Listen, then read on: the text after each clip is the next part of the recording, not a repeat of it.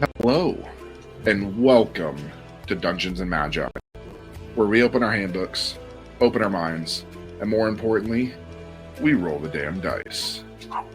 As always, I am your GM Cade, or you may call me the Viking GM. So, last we left off,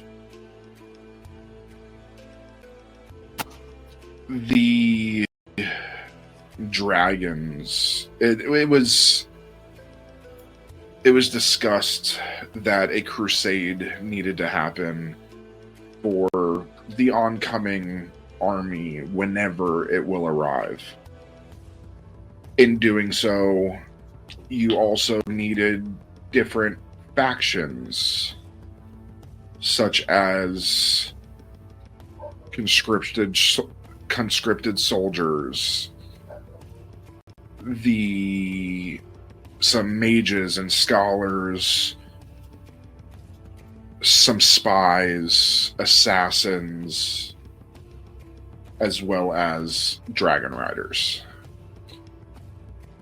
Beverly was presented with an old tome that recounted the missions and the beliefs of a group called the Order of the Raven.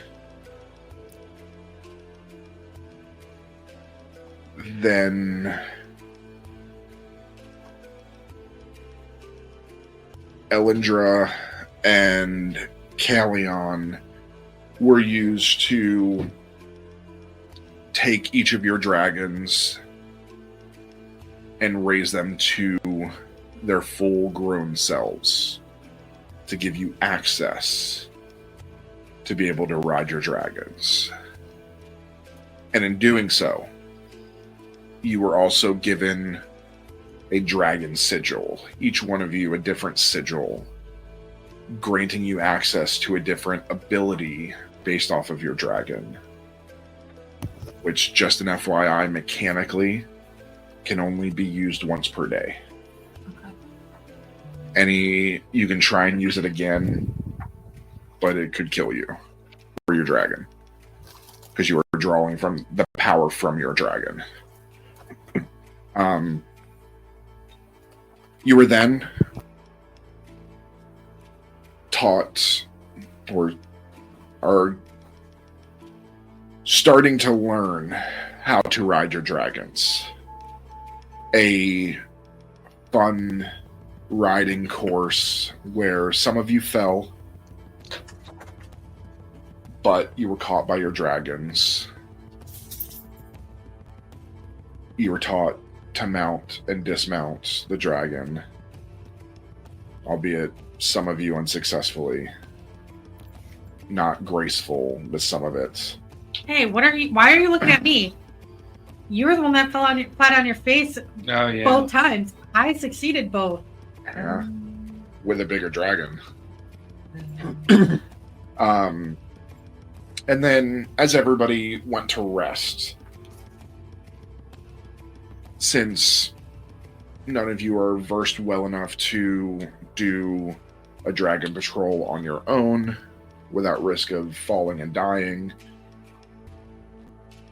Kale decided to do a patrol. Upon doing so, he was on the outer skirts of Dracoria when something caught his dragon's eye. And as he channeled the dragon's vision, seeing 100 miles away, he was able to see tents, what looks like possibly a war party, maybe.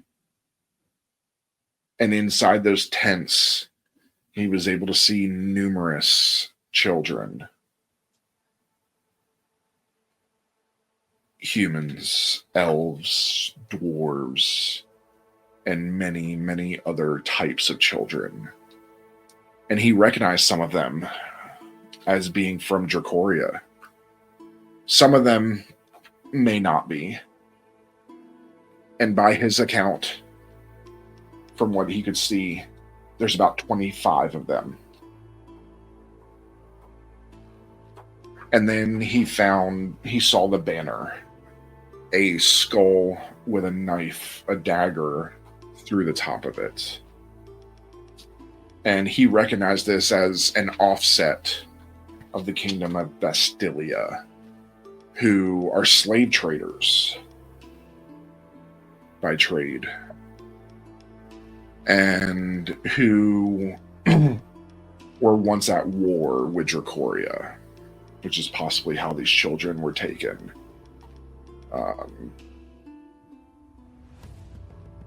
And that is actually where we're going to pick up tonight. So, as his vision returns to him, he makes a quick circle and beelines it right back to Dracoria. As he lands with this loud thud, Arthur, you are woken up from the landing. And he rushes over to you, and he doesn't even wake you up gently. He picks you up off of the ground, which you're not used to being manhandled. But he picks you up off the ground and stands you on your feet and kind of slaps your face a little bit, not hard, just to kind of make sure you wake up. What the fuck? I need you to go wake everyone up now. It is an emergency. Everyone needs to meet in the meeting hall. I don't hesitate. I just start booking it. And he takes off towards the meeting hall. And I'm not gentle. I pound the doors. No. I wake up. Fuck. I'm in my pajamas with a nightcap on. Now, Yeah. meeting room. Scrooge. That's all I say is now, just- meeting room. And I just run to the stumble next. out in pajamas. I need to put something on. Give me a minute. Yeah. Did you just full Vexalia just open the door? Oh butt-ass yeah, naked? 100%. Yeah. Not fully, I but kinda- peeking out. Oh, you would have seen Yeah. him back running to the next room. Oh. I doesn't even give a stumbled to the chance. meeting room with Elyndor. Again, I got the little nightcap. I'm like, what the heck's going on?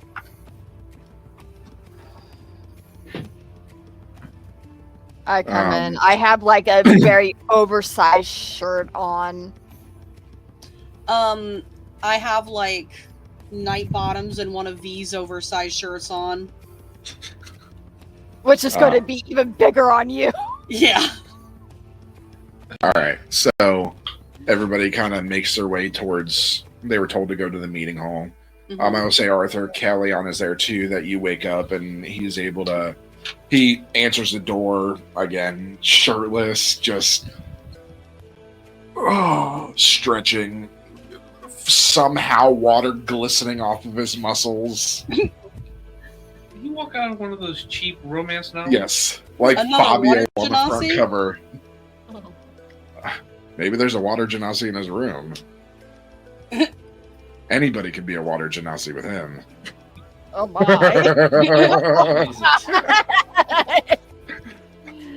Oh. It's that godly touch. Lay That's what we're calling on it. of hands without the benefit of prayer. Okay, so everybody is everybody going in what they're wearing? Just Yeah. kind of Yeah. I'm still what I was wearing yesterday since I slept up. yeah. You'd be in your dragon leathers and your riding leathers. And Callion throws a tunic on and still barefoot because he doesn't. Nobody gives a fuck. This is y'all's keep. So everybody makes their way to the meeting room, and sitting in his throne in his riding leathers, like you saw him just a few hours ago. And Calathar is sitting there at the edge of the seat, not even laid back, relaxed like you're used to seeing him. He's at the edge of his seat. His knees are bouncing. and he's looking down, and you can tell that things are running through his mind. I see that, and I immediately go, "Oh, this is bad. This is bad." As I sit down, and I'm like fully alert and awake right now.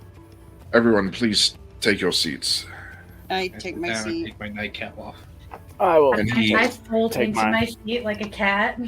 As you all sit, he stands up, and because you guys are lined up next to him, so he wants to be able to address you. So he stands up and turns around and addresses you, and you hear as a chair is dragged in for Callion right at the end, because he's not an advisor, but he is a god. He's a god. Do you not want a god to help you fight? Right next to Colin. Yeah, he's right next to you. No, to make him even worse, it should be like he's like right next to me as I'm like no, curled up in a because ball. you are right next to Cal. I'm curled up in like. Actually, technically, it wouldn't be next to you because you two actually don't sit next to each other. You are on either side of Cal, and then it kind of trickles out. Cal kind of did that for a reason, so that if anybody's like is here to present something, there's no just like, you know how it's the instinctual PDA, like holding of hands, things like that. Yeah. He wants it more professional, so he separated the couples. So he stands up, and he's actually, so Callion would be next to Arthur. And Arthur being on the end because it's easier for him to get up and leave in case of fighting or anything like that. It's very strategic where he placed everybody. So he stands up,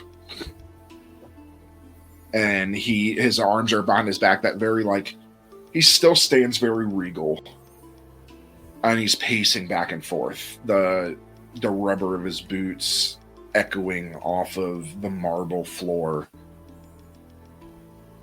I was doing my nightly patrol, and I reached the outer edge of Dracoria, and I noticed smoke off the horizon. It was about 100 miles or so. So I, staying near Dracoria, I took a closer look. Yes. Okay, I'm half asleep. Did you just say you saw 100 miles out? Yes, I looked through the eyes of my dragon. Wait, that's a thing? Yes, it's something once you're fully bonded and you learn to do it, you can see through the eyes of your dragon. Oh, that's useful. Let you see great distances, let you see heat signatures. Some dragons can even see through walls. It's great. But I took a closer look, and I saw tents. Many tents. Look like possibly a war party. As I took a closer look, as one of the tents was open, I saw numerous children. Huh? I stand up and my chair falls back from the complete rush. There were children I recognized from Dracoria that were taken some time ago. And some I did not recognize, maybe from neighboring kingdoms. And then I saw the banner. It is an offshoot of a banner from the Kingdom of Vastilia. The Kingdom of Vastilia are, well, the slave traders. That is what they do by trade. With him saying that, I stand up. Better than coffee. And you see me actually start glowing as I just walk out. Do not leave. I'm getting changed because I'm going to do something stupid. Elyndor. You need to hear this. I call out. Sit. I stand by the door. Do not leave. Now, we were once at war with Bastilia. And upon that war, they were able to infiltrate and take some of our children. From what I could count from that distance, there seems to be about 25 children in that tent. Now, this banner is part of a military detachment. They are known as the 7th Reclamation Detachment. They do slave collection, prisoner transport, and he quotes, youth reclamation operations. Do I even want to know what that entails? Basically, they capture children from conquered or weakened nations. They sort them into labor, training. They'll prepare them for long-distance transports into Bastilia. They will try to get them at a younger age so that they can break their resistance early so that they don't cause trouble later. It's very Australian. And most of these children are used for slave labor, military indoctrination. They call it bloodline purging. They are used for ritual offerings to dark factions, political leverage, and also the repopulation of loyal Bastilian citizenry.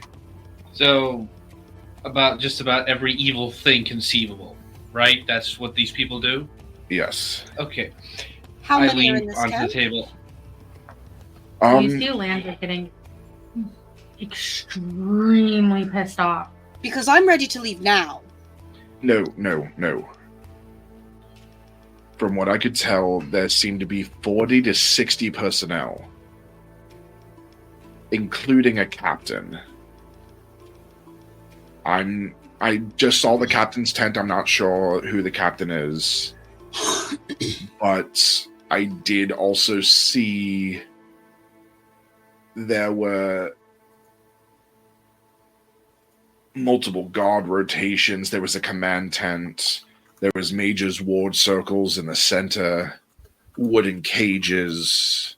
None of the children were in cages yet. Those are typically used to transport. And then there were some wagons that were being prepared for a long move south. So, I look around to everybody. Pretty clear we need to get those children out of there, and it's unlikely. You said 40 to 60? Yes. Okay, so I think it's safe to assume they don't have that much guard for just 25 children. So either they have more there or they're planning to get more. Either way, one way or the other, we have to intercept them. But we need to be smart. Yes. Now, I have fought Bastilian forces before. If they do have some of their core military, they are trained very well. There are a few ways we could do this. We could sneak in and do it stealth, but that means no use of dragons. Means we would have to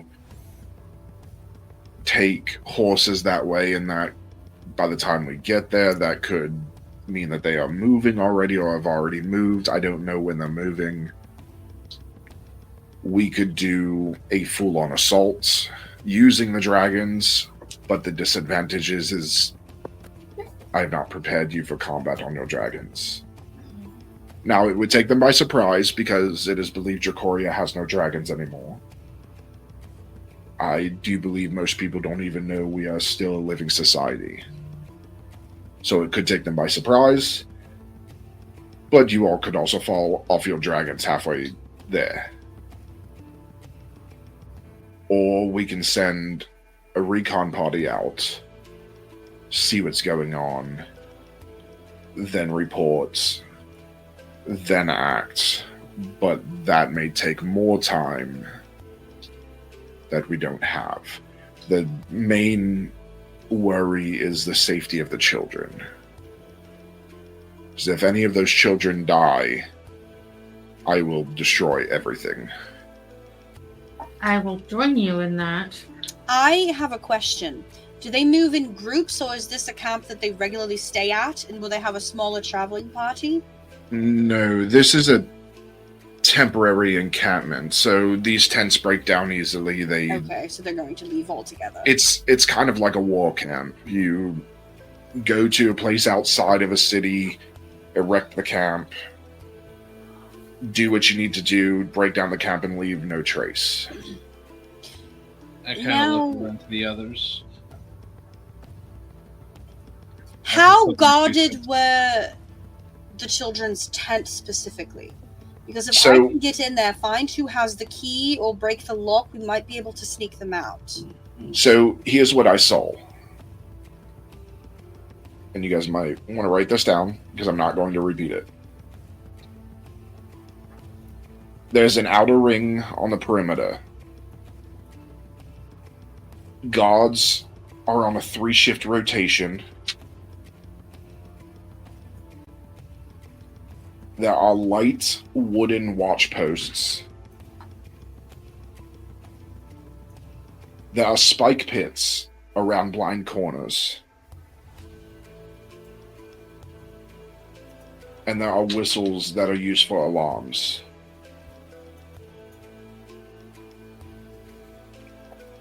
Did everyone have whistles?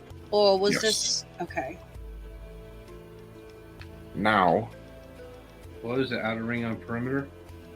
yes. I noticed. What was right after 3 guard rotation? Guards on 3. Light Light wooden wooden watch watch posts. And spike somewhere? Spike pits are around blind corners. And then everybody's got an alarm whistle. Yeah, the spike pits are brutal too. So, That's not it. oh, sorry. Yeah, I know all about Give me a spikes. second. That's just the outer ring. Spikes right through the chest. Mm-hmm. Now you have the inner circle, which looks to be the prisoner tents. There are 6 to 10 canvas tents. 6 to 10? Yes. And what I can gather, children are groups by race, age, condition, and level of resistance. That part you don't really need to know. I asked, and you said you saw at least 25 in one of the tents? Well, yes, children, yes. There is also a mage ward zone. It does glow this soft blue. And if it's anything like we have used, that will have sleep suppression, fear induction, and an anti-escape charm.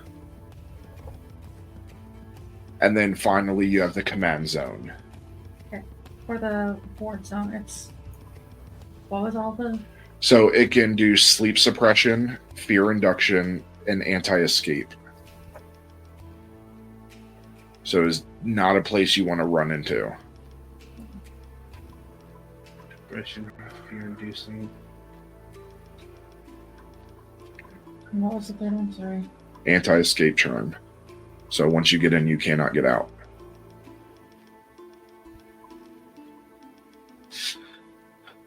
Then in the command zone, you have the commander's tent. And I couldn't quite see everything that was inside the tent as it was closed. So, but assume that whoever's in charge is staying in there. And probably have significant things like a map table and things like that. So we may be able to see movements and a few other things. Hmm. I look to Cal. Is that it? Yes. I kind of just throw my quill down on the table. Well, for me, in my opinion, as I look to everybody, as much as I would love the idea of sneaking through, rescuing the children, I don't think it's practical. And as I look at the list of the notes I just took, I look mainly for one reason. There are others, but my main one is the tents in the inner circle. If we are to assume that there is approximately 25 children per tent, and even if it only is just 6 tents, that's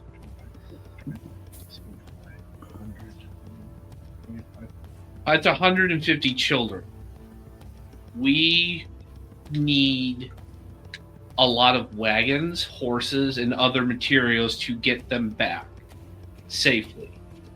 And even if by some miracle we did sneak them out, before long the guards there will have noticed that all of their slaves are gone. And we are be moving as slow as worms across the grass if we have approximately over 100 children moving with us and no way to speed them up, and we can't fit them all on our dragons. My opinion, we need to come up with an assault plan. Something that takes out a significant portion of their forces, but keeps the children safe. Additionally, if we can get into the command tent and learn if there are other bands of slavers roaming through our kingdom, or where their rallying points are before they take them to Bastilia, all the better. We can rescue more children. And I looked at Cal, I understand we are not trained yet in combat with our dragons, but I don't see another alternative. We're just going to have to roll the dice. The goddamn dice. And just pray we can succeed. But, as I look to everybody, I don't know about you, as I lean in, I want every one of them dead. I might have an idea. One that gets us everything we need. What's that? So, Beverly. Yes.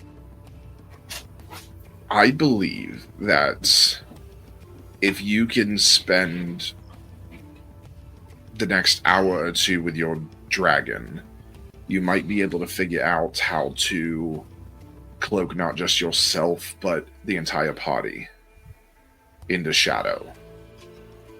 My thought is we fly in close to the encampments under shadow. We land. All of you dismount. You command your dragons to follow mine. I take off.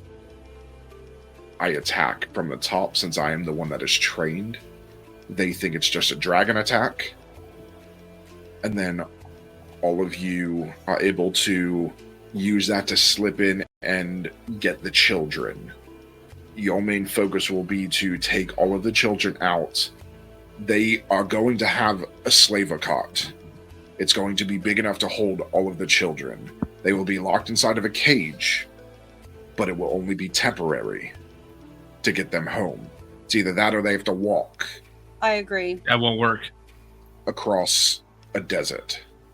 Even if it doesn't matter what they walk across, it's still walking. So if I can create the distraction, most of you should be able to, or all of you should be able to sneak in, go to each tent. There are 1, 2, 3, 4, 5, 6 of you. That is 1 person per tent. Get the children, take them out. Do we stash them somewhere and come back for you? No. To take the rest of them out? You immediately leave. You take the children, leave. In case there are any stragglers, the rest of you, they should have some horses that you can follow on horseback. But you should follow the carts in case there are any that come after you. That way you can protect the cart.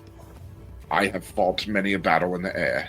As long as your dragons are fine following my dragon, we will be fine. I will be sure your dragons live through this. I am also going to take the extra white dragon. It has no rider, so it will follow. Do we want to try and gather any intelligence for the command tent? It would probably... I may be able to slip in to do that. I have also something that could help cover our retreat. Well, there's that. I could make something like that. You don't have time. No, I don't. Yeah. So I kind of think You're not MacGyver. my character is MacGyver. You're not that good. Is that a Damn. dare? Yes, no, it is. Colin. Let's figure out the mechanics of that. I look to V. V. Do you remember those When I first knives. remember when I almost breached the hull of the station when I came up with that plastic explosives? Semtex.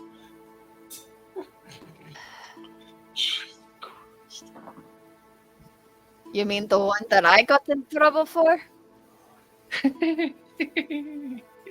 yeah, that one.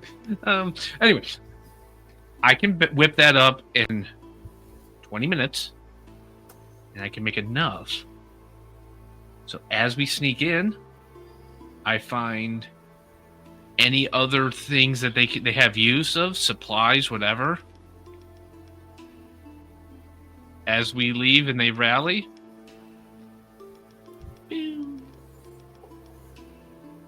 I was going to say we could start a fire once the children are out.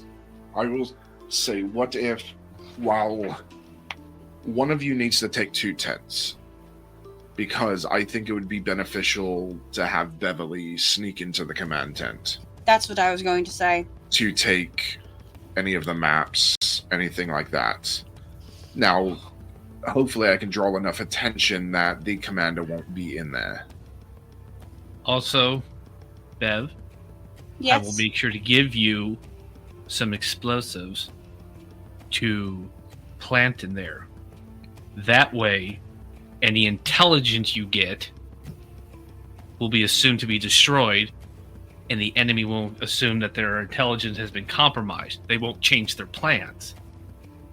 If the commander somehow survives this, which I looked to Cal, please make sure he doesn't. But if he does, and he comes back to his tent and he notices all his maps are gone and the tent is intact, he will assume we stole it, and any chance of rescuing any other children will be lost because he'll just warn the others. So when you steal it, you blow up the tent. I have never handled explosives before, but I can certainly try. Or you just set everything on fire. Either way, I don't care unless I you want to. do love setting things on fire. I could also use my acid to eat the tent away. That too. So I stand up. I'll be right back. I need to go to the lab or my workshop. Bye. I look to Cal. I have one more suggestion. Why don't I get a squad ready to help receive us halfway on the way back as an extra layer of defense since we're being riding a cart? They won't come close to the camp. They'll meet us. I mean, I think if we can move quick enough, we can just have them meet us at the gates and open the gates, rush everybody in, close the gates, and stand outside. I think that when they see everyone moving to Dracoria, they would not try it, especially with the dragons in the air. Because hopefully I'll be able to rally through, take out what I need, and then escape. My plan is not to kill everyone right now, but to provide enough of a distraction and destruction to get the children out, and then let them return to Bastilia, and then we can declare war on Bastilia. And then we raise those... Oh, I'm not there. Never mind. Okay. I'll do that. Then I we know burn it all to the ground. That'd be nice. Plus, I know this is... Some people may see this as selfish thinking, but this will also be a good image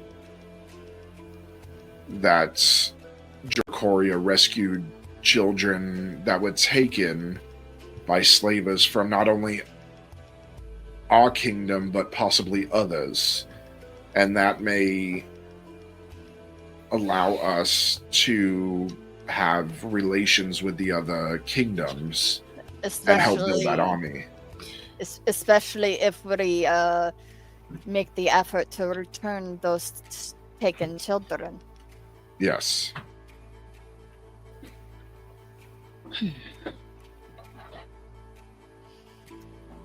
All right. So, is everyone in agreement with the plan? I agree. Yeah. I think we should all wear our riding leathers and bring our pins to switch into our other clothes if need be. I look at Armor. myself already still in mind. So, Beverly, go try to figure out with your dragon if you can cloak other dragons. Okay. Because that is going to be key. We don't want them to see us landing close to them. Because they will see, especially my dragon, coming from a mile away. Your Character. dragon's kind Out of of character, we could halo massive. jump. All right. I go change into my riding leathers, and I'm gonna go start practicing with my dragon, and I'm gonna use whatever other dragons are there. Everyone, do whatever it is you need to do to be prepared. We will leave in 2 hours. Ooh, All plenty right. of time. I'm Yep. going to go get changed into my riding leathers and have my medallion for my special armor ready. I'm running through the hallway gathering some materials. I see V, and I shout back, "When you're ready, meet me in the workshop." Already on my way there. I'm doing preparations for To create Semtex. Oh, I refer to the game we were playing earlier. Where it fell off a plane? Okay. Not that. I'm better than that idiot. Well, I'm gonna need rolls for it. Okay. So it's gonna be aptitude. Aptitude? Yes. 3? It's a 3d6, yes. How many are you making? Okay. I'm going to limit it, but how many do you want to make? I want to make about 8. That's fine. So you're gonna have to roll for each one. Okay, so first one. And I will say, you've only made these once, and it blew up. So this is gonna be hard. Okay, so 2, 2, and 3 7, plus 5 is 12. 12. That's failure. Damn it. You need a 15. So as you're tinkering, doesn't quite. You didn't get far enough to where it's gonna blow up Okay, it just fizzled. because you got close. I try again. So now you can only make 7. That's So you fine. only have That's every time you fail, it's gonna go down. Okay.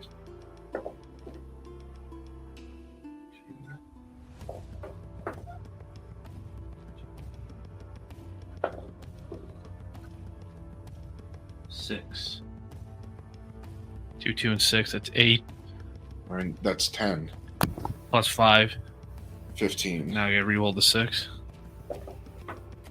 2. 17. Okay. Success. Okay. That's 1.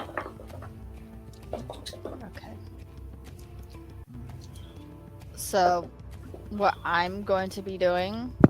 5, 2, and 6. 13. Plus 5 is 18. 2 is 20. Okay. Go ahead, V. What I'm going to be doing is prepping some things so that I can have a bit more versatility. Basically, Okay. I'm repairing my drone and upgrading it. I am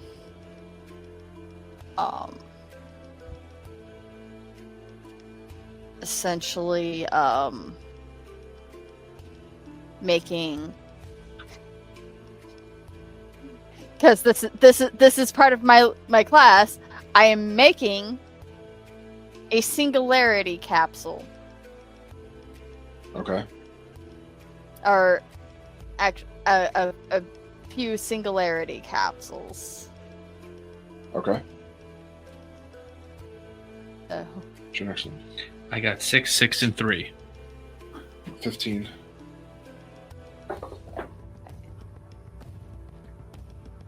3, 18. 4. 22. Plus 5 is 27. Okay, that's 3.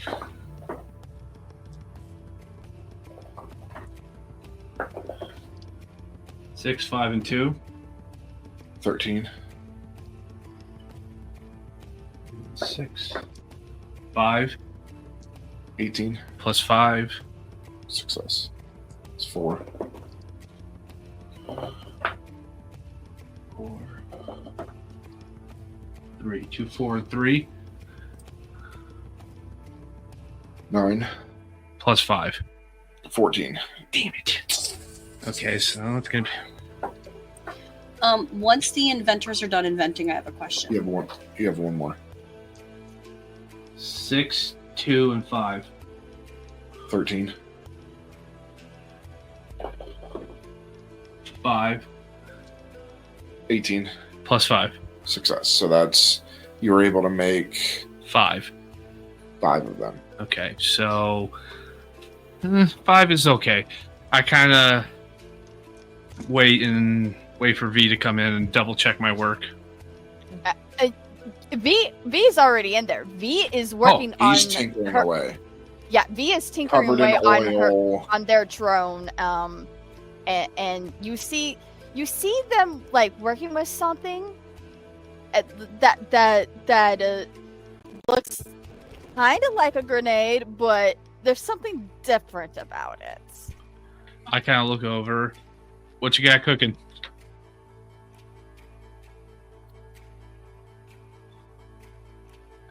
Something to group up everyone against their will.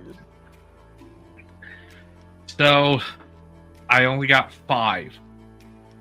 More time, I could get more, but we don't have more time. As I kind of show them, it's essentially just a wrapped... It looks just like a little wrapped up ball, but sticking out of it is a metallic tube. So the way it would work is that you have to crimp the tube. It releases a vial of acid that leaks down into the core of the material. We'll just say Simtex for brevity. And once it is coated enough, chain reaction, kaboom. What it will do, hopefully, is that it will destroy any access points so that it will make a choke point for any pursuing forces. And blow up anything vital that they may use, like weapons depots and supplies and such. Okay. And as I finish tinkering with my drone, which now looks like a raven, I'm going to activate my Servalinx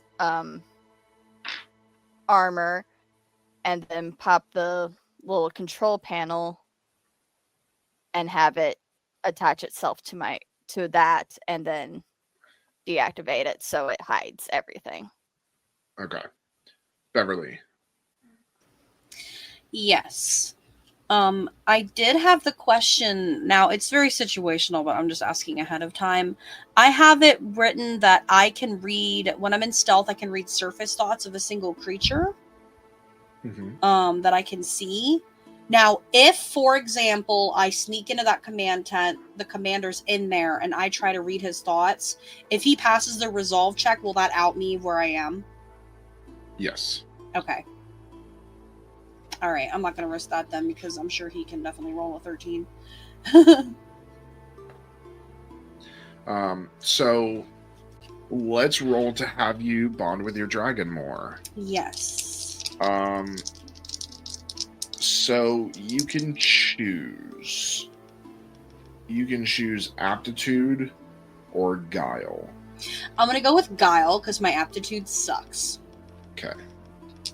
Okay, and is it 2d6? 3d6. It would be 3. It's 2d6 in combat, 3d6 for skill I checks. keep remembering it backwards. Okay, I got a 1, a 5, and a 6. So 12. Reroll the 1. 3. 9. Reroll the 6. 4. 13. And I add +3 to guile. 16. That's a success. Nice. You need to do it 2 more times. Okay. 2, 6, and 4. 12. +3. 15. Reroll the 6. 5. 20. Critical success. So on that, remember 5s and 6s explode. Okay, for the next one. 5, 1 and another 5. So 11. Reroll the 1. 3. 8. Reroll the first 5. Another 5. 13. Reroll again. 2. 15. Now roll the next 5. Another 5. 20. Reroll again. 4. 24. Plus another we did the +3 already, right? Yes, that's another critical success. Nice. So just keep that in mind for your next skill check. Whenever you have a skill check, you do have advantage. Okay. Okay, so you sit there and try and focus with your dragon, and at first you start out being able to cloak both yourself and her at the same time. And then eventually it starts growing, and you are able to cloak all of the dragons that are on the roost in darkness, no matter how big. Cool. Arthur, are you doing anything? I'm going to begin a squad to receive us better and tell them that they'll see a signal of one of his fire rim bullets. Okay. To that, when they see that, to open the gate. Okay.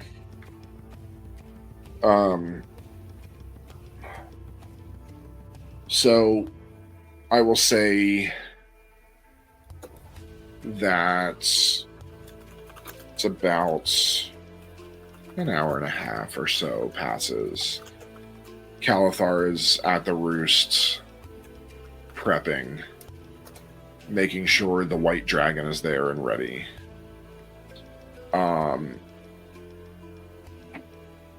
And nobody's there yet. The rest of you are still finishing up your stuff. But Callion arrives. He's in full battle gear. 2 double blades on his back. And he looks to Calathar And Calathar says to him, well, I know you haven't bonded with it yet, but you could either ride on the white dragon, or you could ride on somebody else's dragon, or one of the dragons could take you by Talon. And Callion looks at Calathar and says, oh, that won't be needed. I have my own way of getting there. Okay. I guess you're leaving it as a surprise until we're ready. But I know you haven't been back to being a god for a little bit, and it's still coming back to you slowly, but I do appreciate you helping out with this. Those children mean a lot. Most of their families are dead, if not all of them. And it's just very personal to me, so... Well, it ain't no worry. What am I gonna do? Just sit here and twiddle my thumbs while y'all are off fighting some slavers? I'd rather get my blades wet with blood.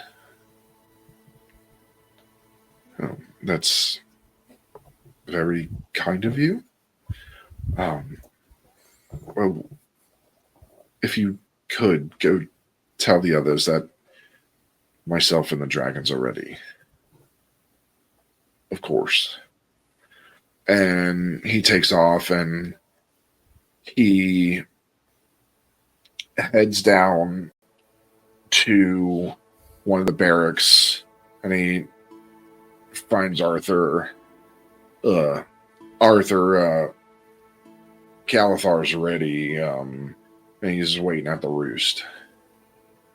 I nod to show that I understand, then look to my soldiers, giving the final command to be ready and to go to their posts. Okay. He takes off.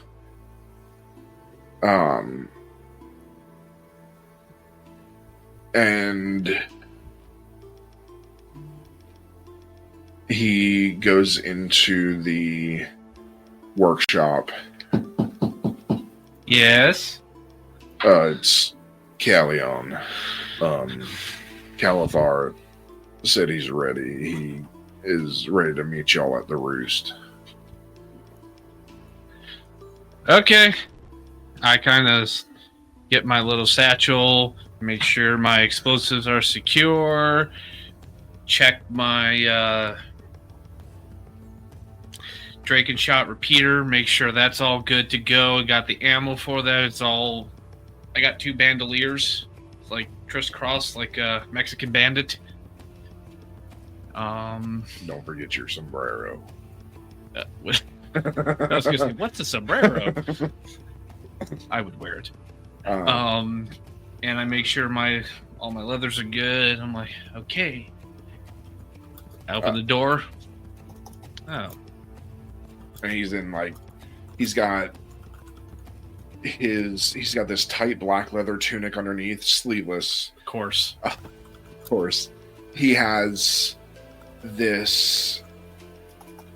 It's almost like, the Aegean armor?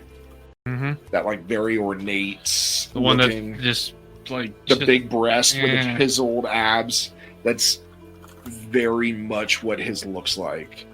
And it's silver, and he has his 2 swords on his back, and he just nods to you and walks away. And then he goes to your room and hello. It's Callion. Calathar said that he's ready and for everybody to meet him at the roost. Hola. And he just turns around and walks away. And then Beverly, you're already there. So, as everybody trickles in, he is the last. Callion is the last to come in.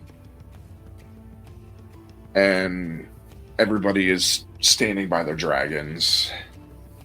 And Calathar looks to each of you. I know that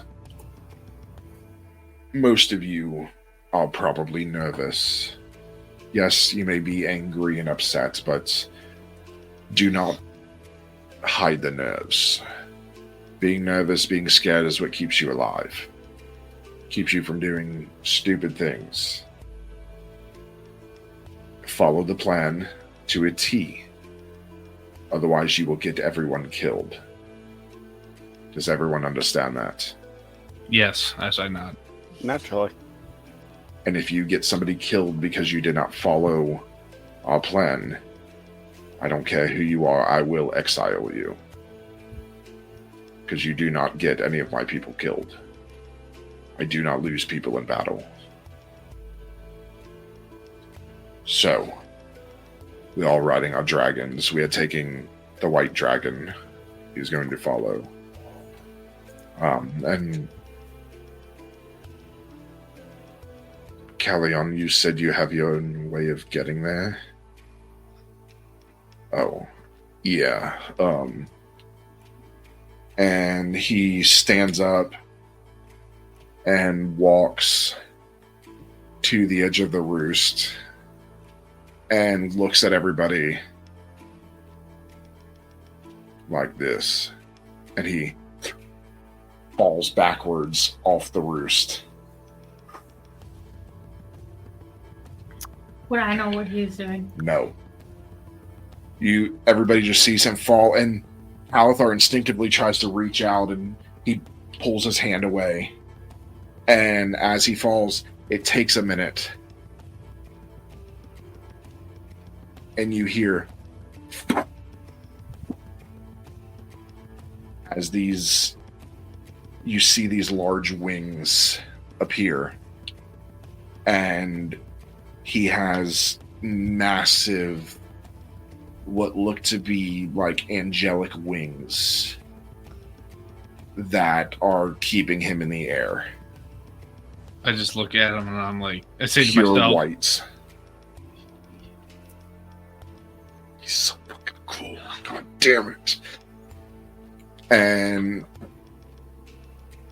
Calathar goes, well, I guess that works. And Callion brings himself in, and his wing, you actually watch his wings burrow into his body. They just disappear into his back. the fuck? Oh, it's been some time since I've done that. I wish I could do that. So, are we ready to do this thing? Mm-hmm. All right. All All right. And then you just see Calathar, he just takes off and runs up his dragon. Remember, y'all got to roll. If you guys succeed, you won't have to roll again to mount the dragons. All right. Run. All right. Finesse.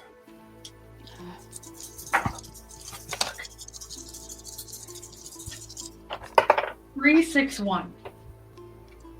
10, Rolling a 1, 2. 8, Rolling a 6. 4. 12. Plus 1. Success. It went down. Every time you do it, it goes down. So it's a moderate, which is 12. So you run up and you're able to land right where you need to on the dragon. So you no longer have to roll to mount your dragon. Who's next? I'll go. Okay.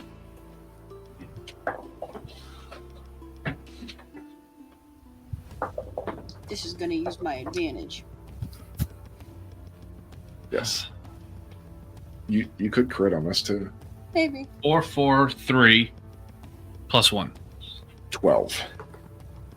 You just made it. That is what you needed. You're able to, and you slip just a little bit, but you're able to kind of get your grip and land. So you no longer have to roll to mount. Still have to roll to dismount, because most of you failed that. We did do that, didn't we? Yes. Mhm. So you have to roll 2 more times for your dismounts, and none of you have learned a rolling dismount. But it's okay. You're going to be landing anyways, and then getting off. All right. Who's next? I'll go. Okay. It was 5, 5, and 5 plus 3. 15 plus 3 is 13. Success. Would it be 18? 15 Yes. plus. Yes. Success. Okay. V. 5, 6, and 1. 12. Reroll the 6. Reroll it. Oh, I was gonna reroll the 1, but okay. Reroll the 6. 5.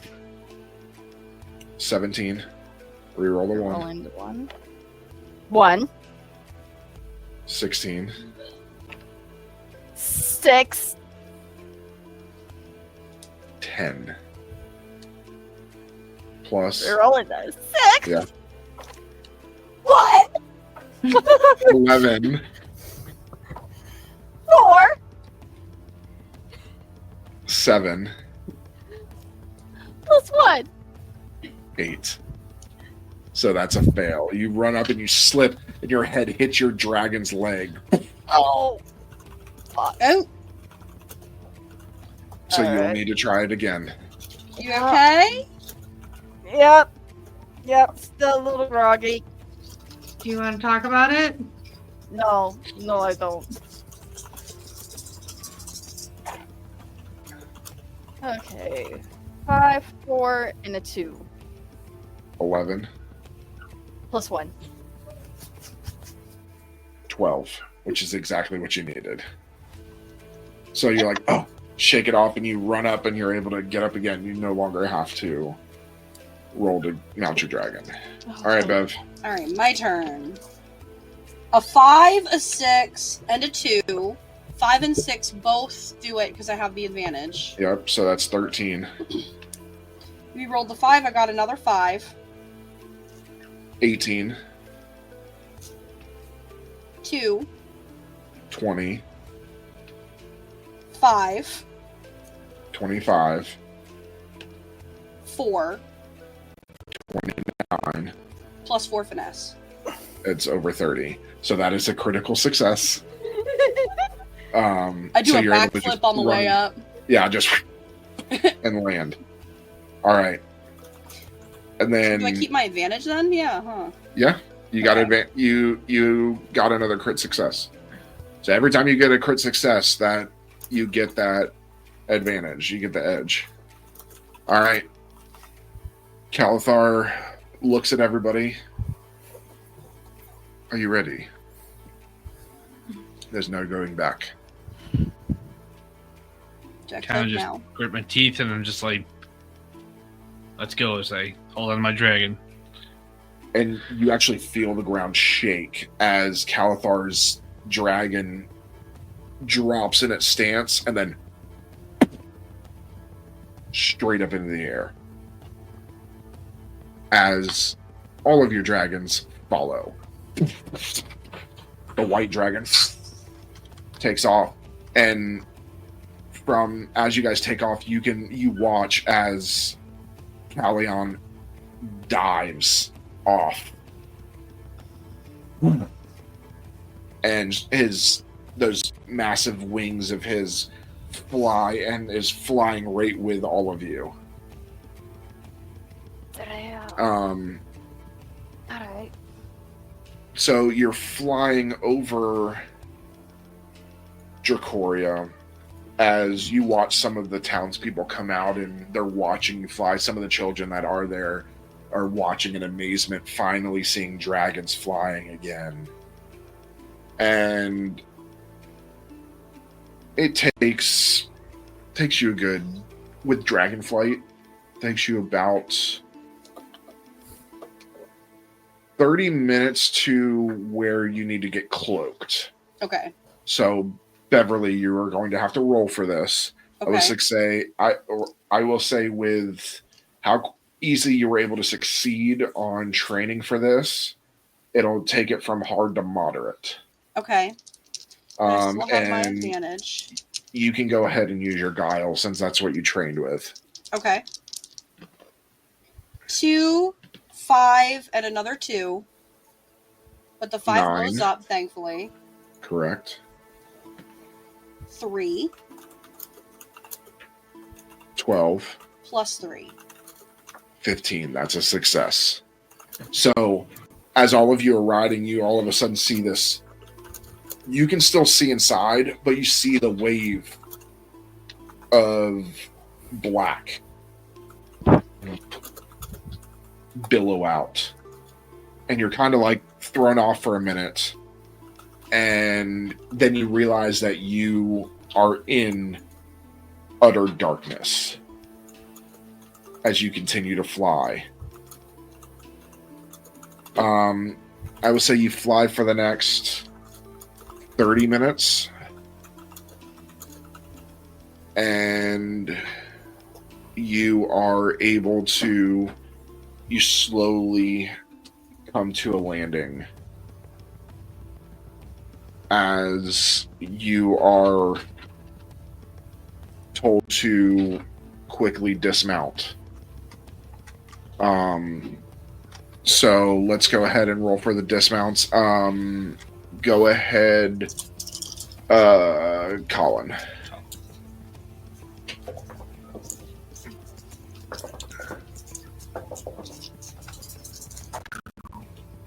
That was 3, 3, and 1.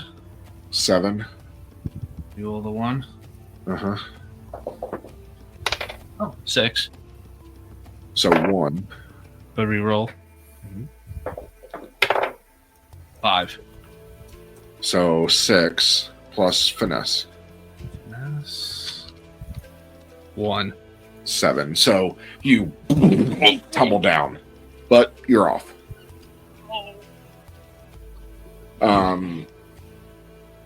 Okay. Who's next? I'll do it. Okay.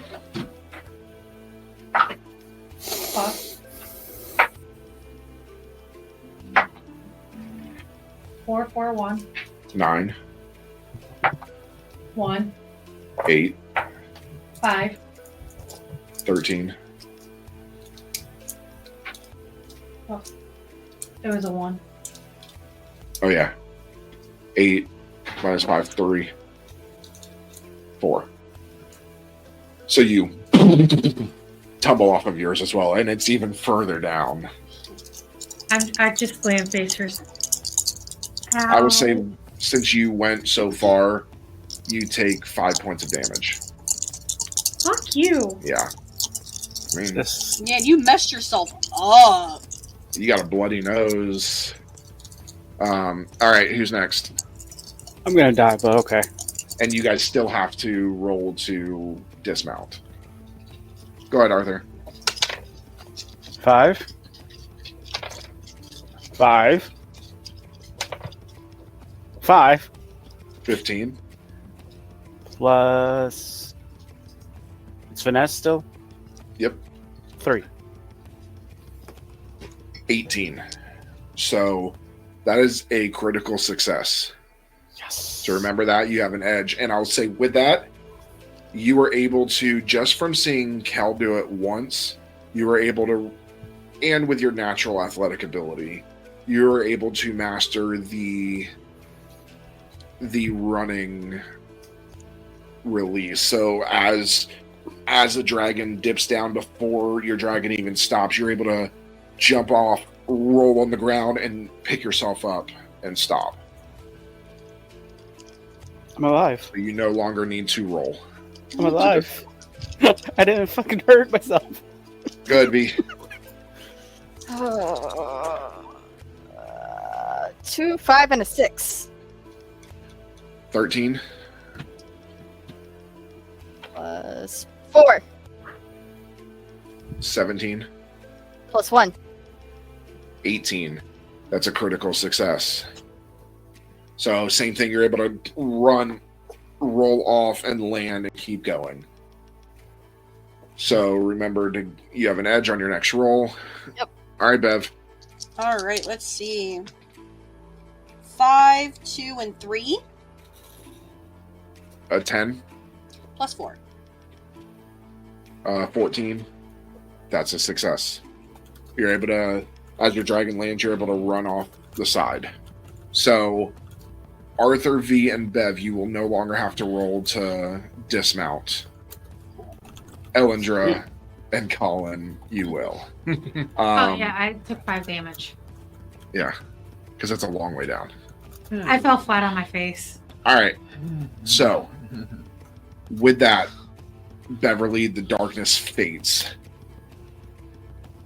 as Calithar looks to all of you.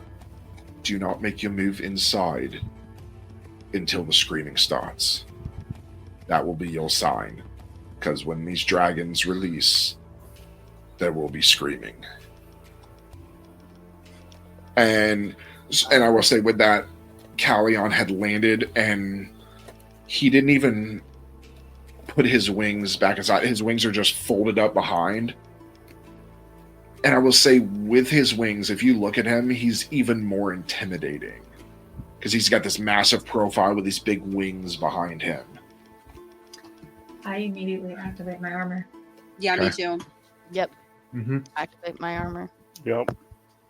And Callion, obviously, he's wearing armor, and he pulls out these 2 blades, and you guys actually see the blades for the first time. Except me. They're training. They are 2 different blades. One is a scimitar. The other is a kopesh. Curved beheader blade. It is designed to behead people. And to remove weapons. Yes. It is one of the most beautiful blades ever designed. Yes. Still used today in some places. I want to see one. It's called what? A kopesh. Kopesh. It's beautiful, beautiful weapon. Oh, I think I've seen Still those. used in the Middle East in some places. You know, you can get practice sword off Amazon. Just because it's so successful. Okay, so you guys are able to kind of sneak off to the side, get close enough to where you can get in there quickly, but not too close that they spot you. As for the first time, you guys see all of your dragons all at once lift up and take off. And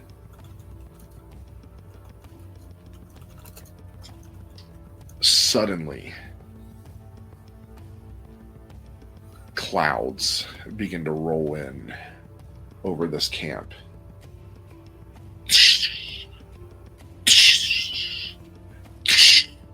As lightning begins to form in the clouds. And you hear the most massive roar you have ever heard, and you can feel it in your chest as Calithar's dragon lets out a roar, and a single lightning strike hits the center of the camp. And the rest of your dragons let out their individual roars, and you can feel it in your heads.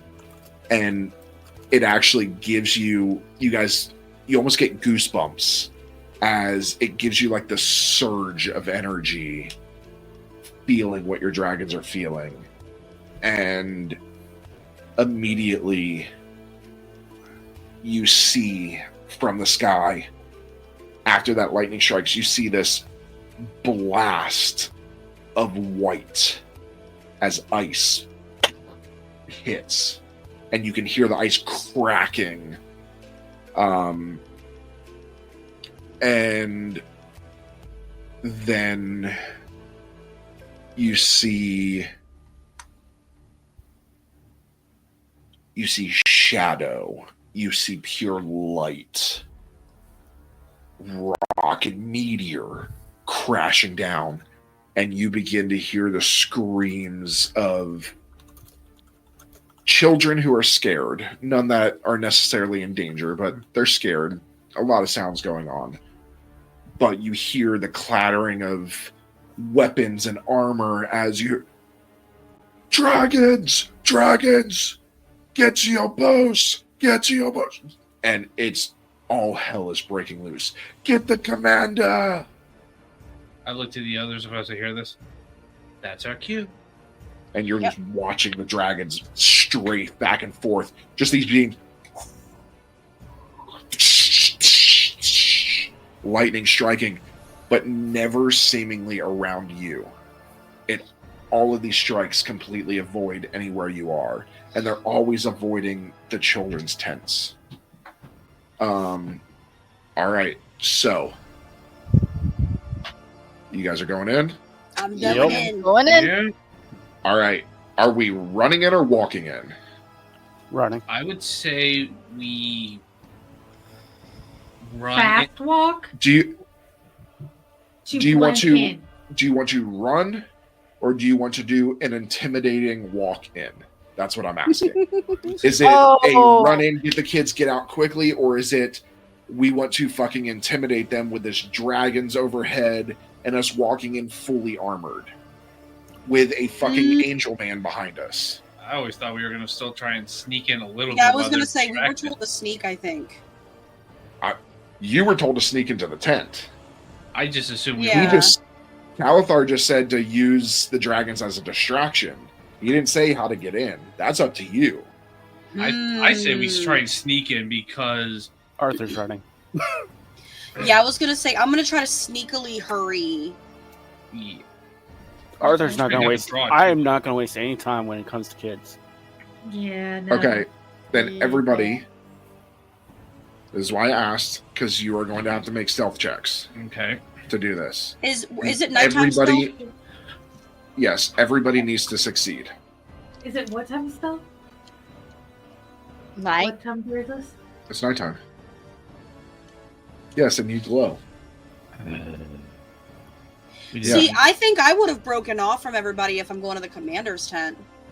Well, I mean, you guys still gotta get in. Still got to enter. Yeah, that's true. So everybody must succeed. If I take my armor off, do I still glow? Yes, you have natural glow. You're a goddess of light. We should have probably got you a heavy jacket. Now, I will say, there's a way around that. Technically, Bev could use her dragon's powers to keep you dark, but then you have to go with Bev, or Bev has to stay there. Nope, I will just intimidate the fuck out of people. Okay. So, I mean, yeah, that would be huge having the god walk in like, what up? Okay, so, I mean, if you want, the rest of you can sneak and the two gods can kind of do an intimidation. Because he can unfurl his wings and just... And his wings can do a few other things. Because along the way to my tent, I was going to place my explosives. Okay, so if that's how you want to do it... I mean, it would make the most sense. Okay, so...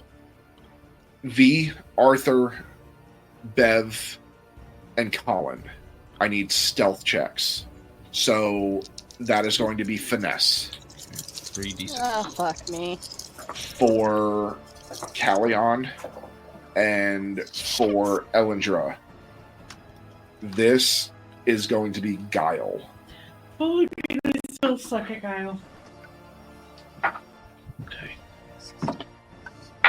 I should have went with the gods. I don't remember saying I was going to sneak, but okay. Bev? 17. That's a success.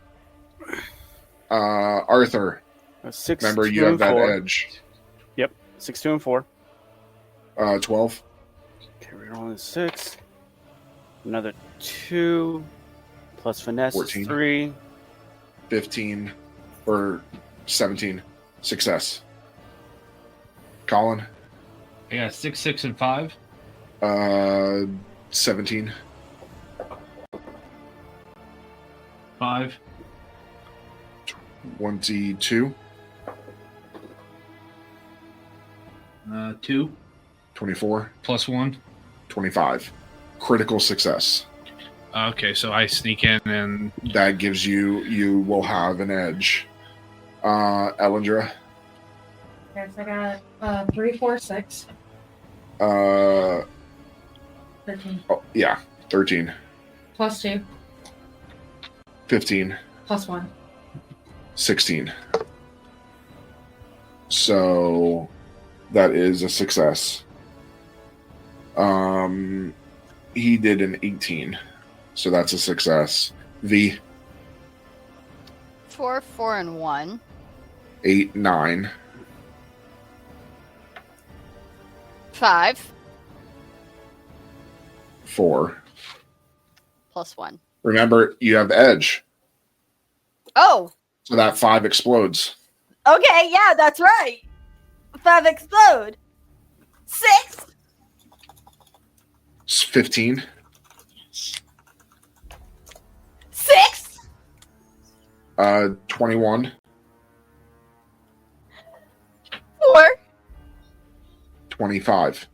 Plus 1. That- 26. That's a critical success. You were stealthier than me. That's a critical success. So you have.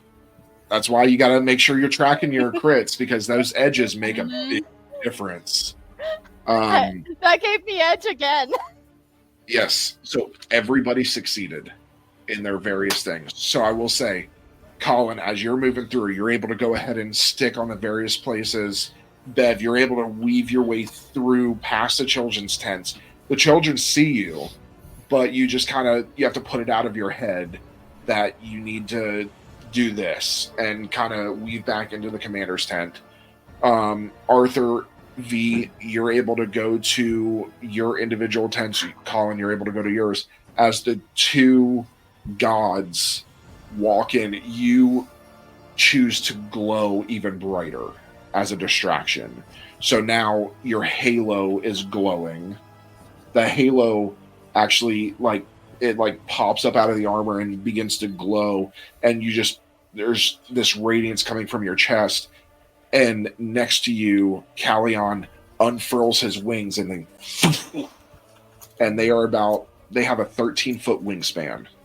Woo! And as he walks through, both blades out, he is glowing and shining. As he walks in, as much as Colin, as much as you hate him, you're like, okay, this is fucking cool. As he starts doing this and hitting his swords against his metal armor, and it doesn't just make this little clank. It starts ringing like somebody's hitting a gong. Doom, doom. As he's walking in, he's spinning the other blade in his hand. And a few of the guards look, and you see tears fill their eyes as one of them scrambles and throws a dagger. And you see... Oh, yeah. You see Callion. He spins, and his wings wrap around both of you. And tink bounces off of his wings as he unfurls, and you guys continue to walk. And those two are shitting their pants. They are running backwards. I would say that my hands are glowing, ready to just throw magic. Okay. So, Bev. Yes. The commander. Actually, let's see. Oh, and if I passed any knives on the way, I do wanted to grab a knife just in case I have to take this commander out because it'll be quieter than the way.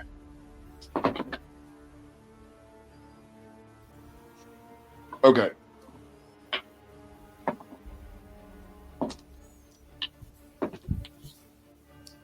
That was awesome and cool at the same time. One of my dice popped up onto the other dice. Oh, shit. After I rolled double sixes. Oh, shit. So that was to roll to see if he responded to the outside, which he did. He responded to the chaos. He's trying to figure out how to take down these fucking dragons. And he is actually, you see him, Bev, and part of you wants to go after him because you know he's about to go after the dragons, but you kind of veer in as he's heading to a ballista, a massive ballista that is there. I mentally tell my dragon to let Kale know that there's a ballista that he's going to. Okay. Here. Yeah. And you're able to go in. I need you to make me an aptitude check. Oh god, aptitude I suck at. Oh god. I got a 1, a 2, and a 2, and I got a +1 on my aptitude. Can I use one of our, what can I use momentum points for again? Because we have a lot of them, I think. So momentum adds a +2 to rolls for edge. Luck points helps you avoid crit fails or do a reroll. So you could reroll that 1. Yeah, I want to reroll that 1.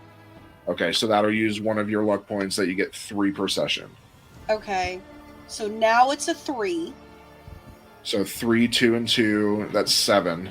+1 aptitude. That's 8.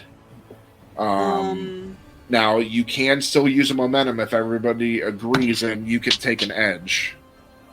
Sure. Agree. Okay, so...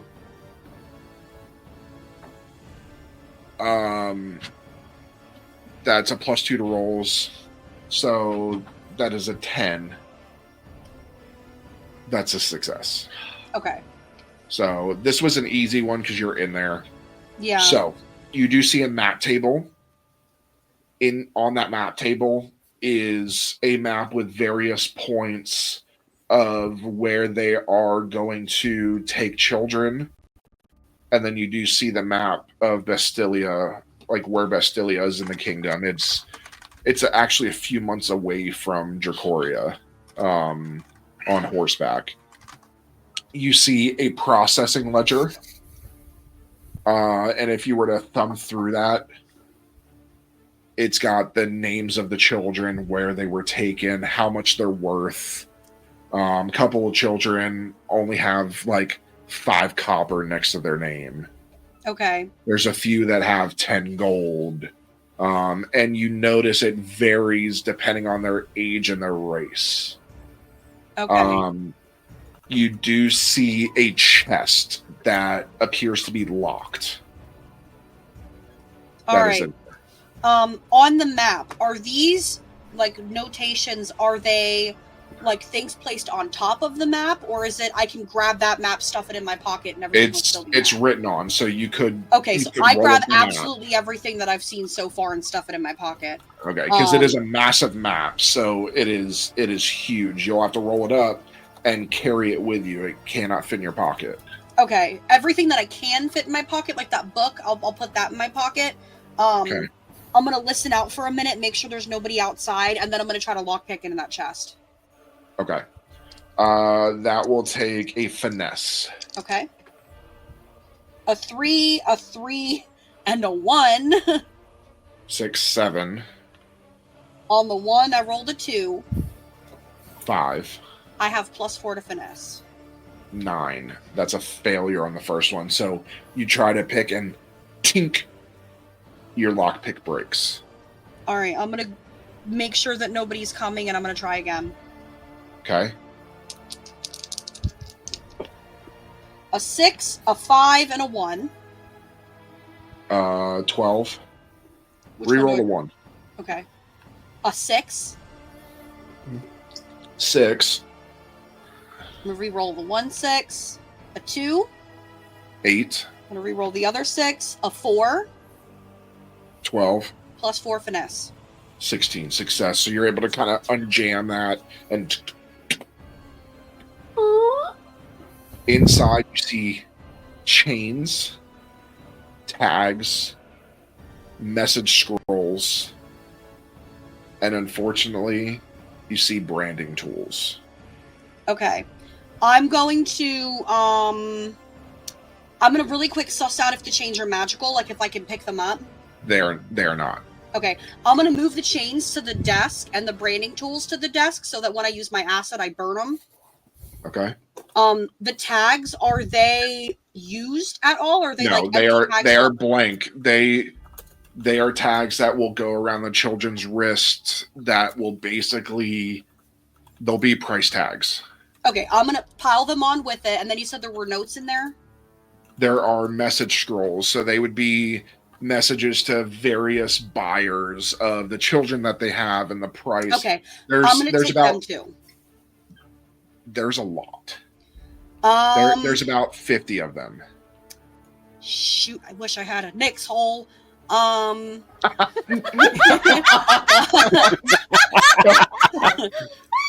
I wrap them in the map and kind of make it one big bundle? Sure. Okay, I'm gonna do that, and then I'm going to use my acid to melt everything on the table. I'm gonna melt everything that I can around me. I don't have fire, so I can't let it on fire, so I'm gonna use my acid. Okay. And just make it kind of look like it got done in the fight. Carrying that like you are, that will give you an obstruction for any stealth rolls. Okay. Or any skill rolls that you have. All right. So that'll mean that you'll only roll a 2d6 and implode on 1 and 2. Okay.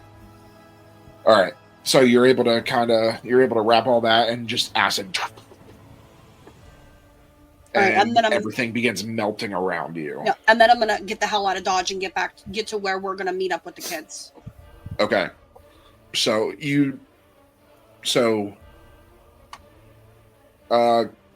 Colin, you've placed your things.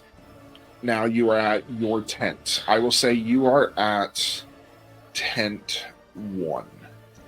So this has the first 25 children. Okay. How do you get them out of there? They're terrified. They are all crying. Oh gosh. I'm like, okay, hey kids. No. I'm like, okay, kids. Some candy? Yep.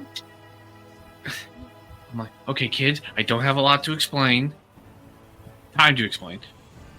But we're getting out of here. We're going to go to the wagons. We're going to get you and everyone out of here. I know you're scared, little ones. I'm so sorry. I wish I could just give you all a hug and let you and just walk you out of here. Pocket sand. Kidding. The ones get just pocket sand. But shit. I know, and you don't know me, but I am asking you, trust me. We are going to get you out of here, and any of the bad men here who took you from your families, they're not going to hurt you. Or I'm going to have words with them. Plus, if you all behave, I'll make you all special toys. I will take you to McDonald's. Does this place have McDonald's or an equivalent?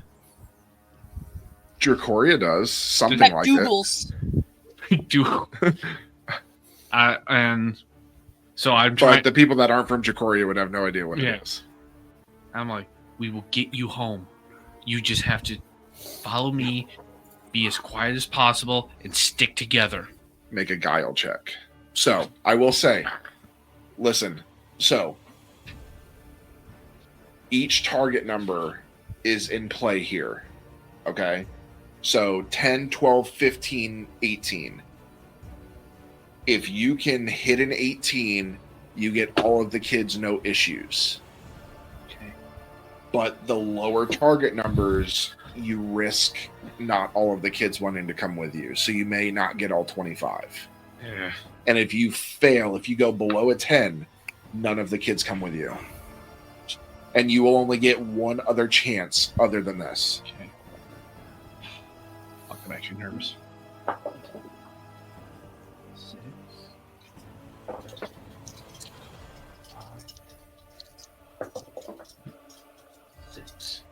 2 6s and a 5. So 17. Reroll the first 6. 2. 19. 2. 21, 22. Critical success. Because I'm counting from the lowest amount. Okay. So critical success on your next roll, you do have the edge. And you were able to convince all 25 kids to bring them out, and you can usher them to that cart. That cart is sitting right near the front. As I'm leading them out, I'm mentally going over how the hell I'm going to make 25 different toys for kids. Somehow I became this world's version of Santa Claus. Arthur, this should be great. How are you going to convince these kids to get out of this tent? You are at tent number 2, which, so again, all of these kids were kind of organized into different tents. This is the quiet tent. These are kids that are scared, withdrawn, and exhausted. How the fuck is Arthur gonna do this? I'm gonna take my helmet off and kneel down to them and go, look, there's a lot of scary things going on out here, and you guys were taken from your homes. At least he's human now. You don't have to believe me, but I want you to try to trust me. I'm here to get you out. I know you're probably scared. I know you've probably gone through so much, but you all look so brave, and if you want to hold on to that bravery a little longer, I'll get you out. And I'm going to look for a sibling, like a couple of siblings, an older, younger one. Is there any there? No. These people specifically do not take siblings so that they cannot rally together. I'm going to look for... They separate families. I'm going to look for the oldest one then and walk up to them. And I'm going to take out one of my guns, take out most of the rune bullets, but leave the normal ones in. And hand him the... How old gun. is this kid? That's what I'm looking for. I believe... Let me find it. Hold on. So it is a girl. It is a human girl. She's 15. She has a shaved head. And she keeps the young ones behind her. So she looks like she's probably trying to protect them, and she looks very determined. I'm gonna hand her the gun. Follow me. Use that to protect the little ones, and I will do what I need to protect you guys all. And I'm gonna put my helmet back on, and I wait for any acknowledgments in all of this. All right, let's do some rolls. Remember, you do have edge still, right? No, I do not. I used it on that stealth one. Shoot, I mean, you did give her the gun, though. 2, 6, 6, 14, 5, 19, 3, plus 1. 22, 23, critical success. So now you got an edge. So the little girl grabs everybody behind and just nods to all of them and takes the gun and follows you out. Oh, shit. You gotta remember, he's got an army, so he knows where to do things at. All right, V, you're at the tent that Arthur probably should have had. This is called the fighting tent. These are the older, more rebellious kids. Oh, God. What do you do? What kind of kids I come in and I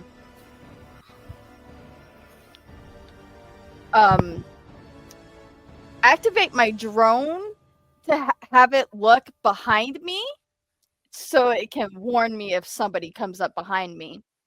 Okay. But I also undo my helmet so it kind of to show my face. I will say that the first thing you see in front of everybody, like, again, these are like the kids that are constantly go to detention. Like, the first thing you see is this young male minotaur, and you've never seen a minotaur before. So kind of like, and he's sitting at the front ready to hit whoever comes in. Hey, I get it. I know. These assholes, we're killing them. And we are trying to get you out and back to your families. We got dragons fucking shit up right now. All right, is that you're convincing? This is B. B does not know how to deal with kids. All right, roll. You have edge, I believe. Yes, I have edge. 6, a 2, and a 3. 11.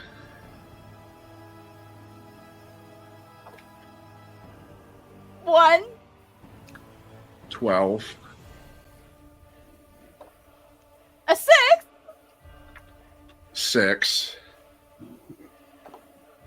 A 2. 8. Plus 3. 11. So that hits the first target number. So you see a couple of the kids step forward, probably 5 of them step forward ready to go, but the Minotaur pulls them back.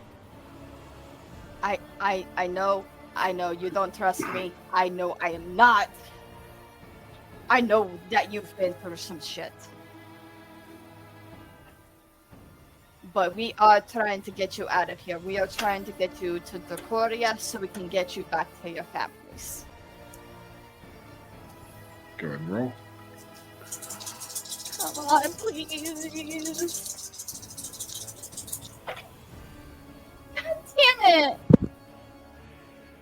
1, 3, and a 4. 7, 8. 6. 2. 6. 8. 4. 12. Plus 3. 13. So that's above a moderate. 12 plus 3 is 15. What did I say? 13.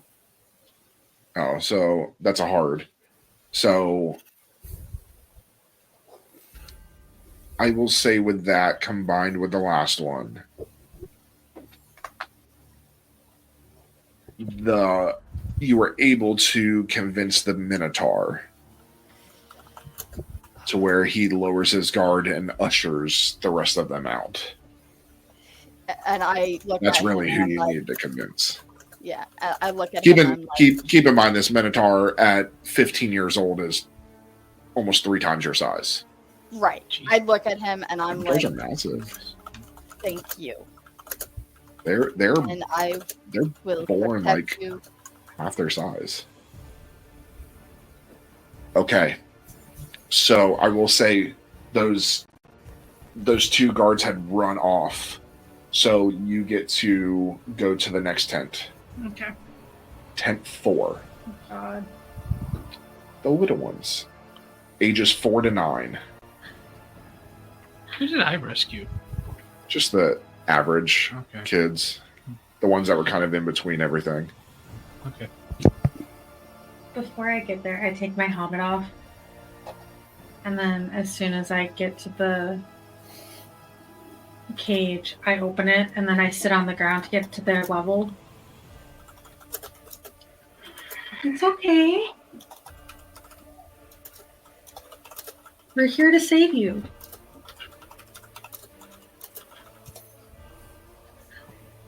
I don't know what else to say to kids. I mean, That's you might want to tell them that you're Elyndor. They would probably know who they Elyndor is. they would They have no would idea. have. They're too young. And they've been in captivity, so they haven't heard any of the news. 4, 2, and 1. 7,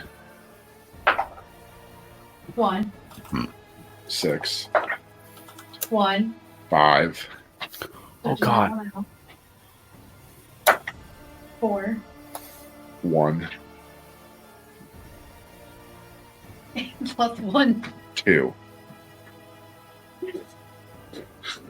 They're about to start And crying. they back up even more because you're glowing. Can I turn down my glow? You can turn it down, but you still glow. I turn it down. Like they are on the all of them are on the verge of just bursting into tears. Fuck you! I suck. I will say the youngest that is right in front of you is 4 years old. Is a fae, right in front of you. A sea fae, to be exact.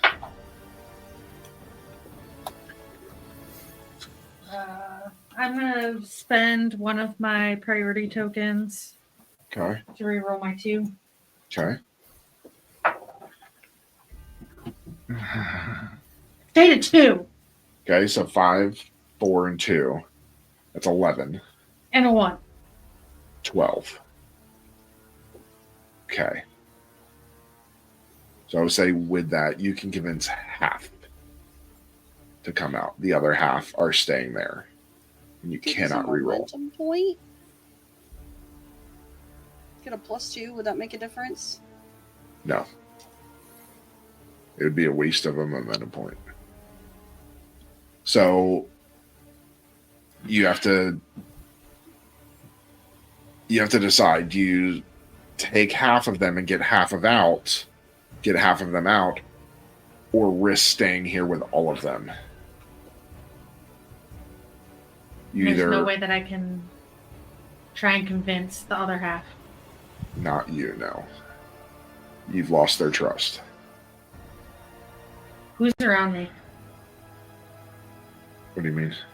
Like, about the group, who's around You don't me? know. You guys are in tents. Each of these are tents. Fuck. So you can't see outside. All you hear is the... Question. Since I got my kids out, and because she glows, could I possibly see her glow, the glow coming from her tent? No, because she dimmed it. But before we get there, we'll go on to tent 5. Which is the one that's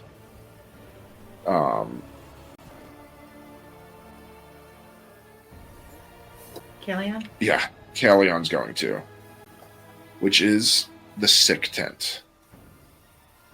These are injured, malnourished, magically drained, recovering from harsh treatment. And he walks in and lowers his wings, puts his blades away, and they're all kind of like laying down. They're all terrified. And there's some of them are super skinny. You can see the bones in their body. Oh, hello there, children.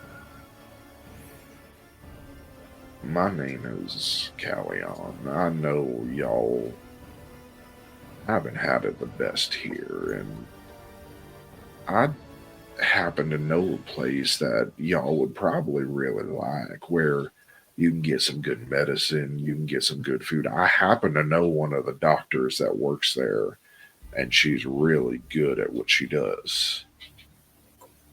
Some of the food is some of the best you'll ever get.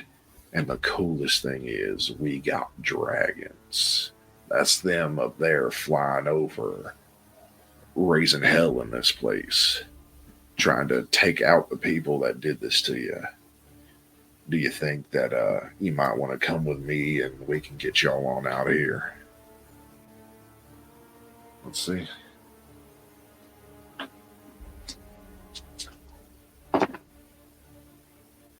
Five, a 3, and a 1. Ooh.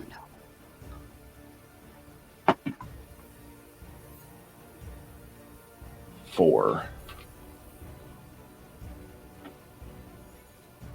So that's 5. Plus 5 is 10. So he does get a couple at first. Some that can walk.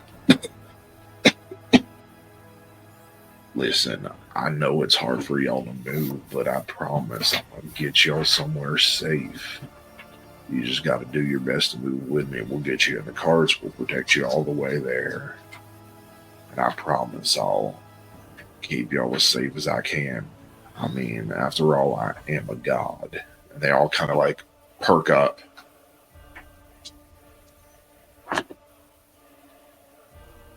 6, a 6, and a 2. 14. 18. 22. 27. So that's a critical success.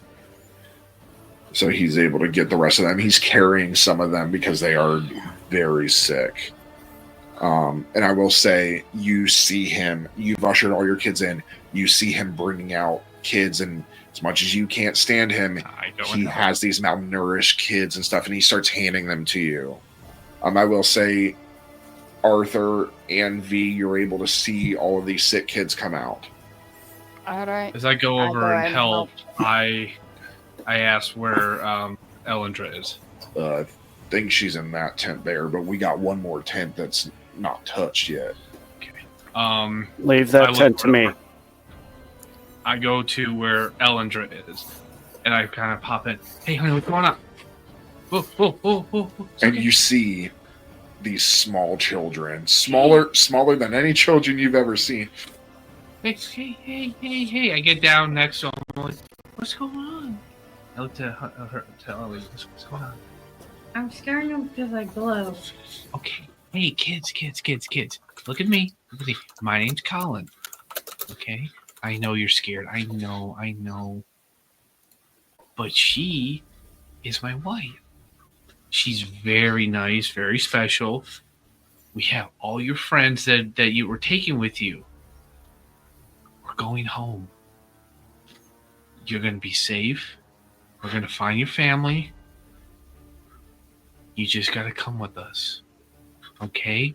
And if you hurry, there's a toy in it for you. Made by me.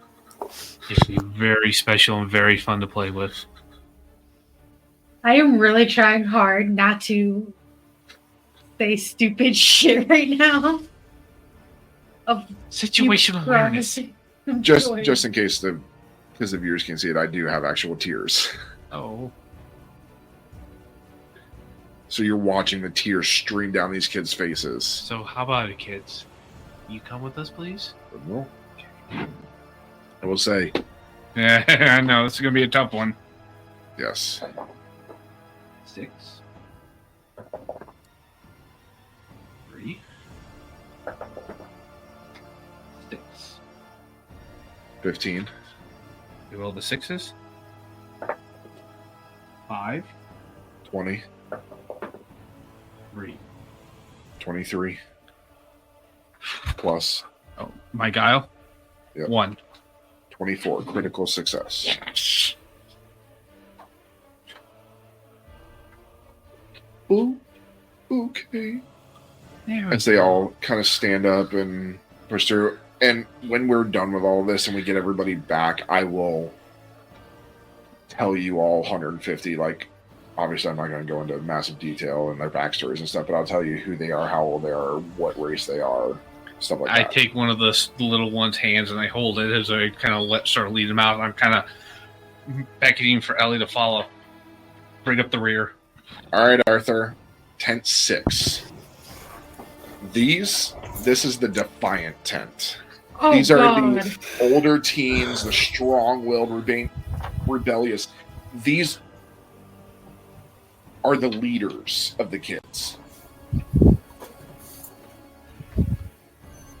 I'm going to take my helmet off one more time to show one. This is mainly to show I'm human and that I'm not some machine. And So as you step in, one of them from the side, you don't even see them. They clock you right in the jaw. Not enough to send you down, but enough to kind of stun you a little bit. I rub my chin and start laughing. Well, that's a grading for someone who's come here to get you out of here. You look and you see this girl with magenta skin and curled horns. And she's about 16 years old. She is a tiefling. Look, you don't know me, and I'm trying to help as many kids as possible. I'm going to get you guys home. I'm going to get you guys safe. And I have a friend that will make you toys from probably, or something that may interest you. Or I could just, or I can. Don't. That's fine. How about a nice, warm, hot meal, cozy bed? Keep in mind, most of these kids in this tent are old enough to be conscripted. Right. How about decent meal? I'll let you fight these fuckers. Decent meal, bed, and chance to get back at the people that enslaved you. Roll.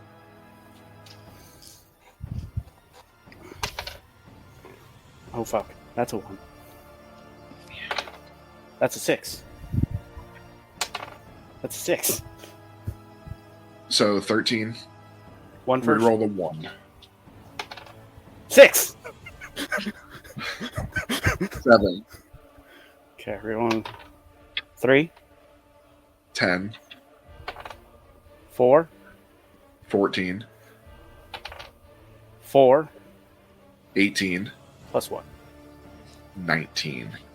Success. Not a crit, but 18 is what you needed. Fine. And she motions for everybody else, and you're able to bring them all out. I'm going to put my helmet back on and lead them out. So with this, all tents are unloaded. All the kids are loaded into the slaver's cart. There are horses nearby. Are y'all ready to go? Yep. Yep. Getting off. We have Arthur go and get the horses and hitch them up. I mean, they're right next to the cart. Oh, okay. The cart's already hitched and everything. Oh, okay. It stays hitched All right. for a quick escape. And you're still seeing this. And just as you guys are getting to the horses, you see step out into the center and yell as he points at you is... Let me get to his...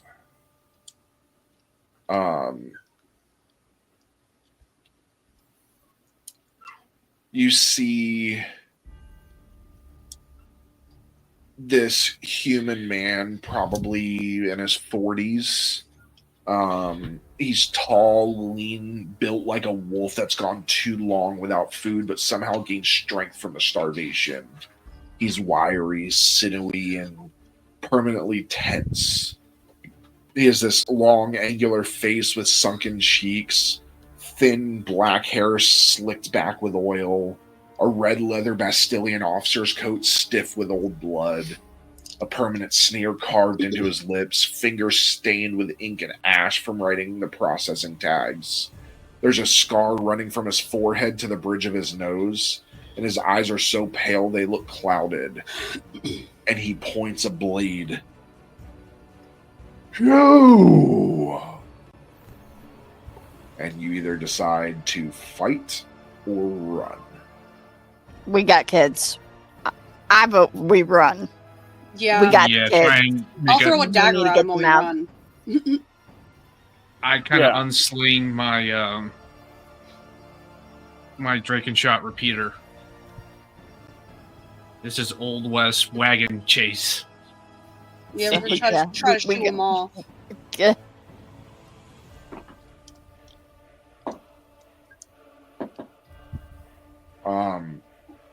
So just as you look at him and you are like, fuck, you get on your horses and you go to take off, just as he's about to run,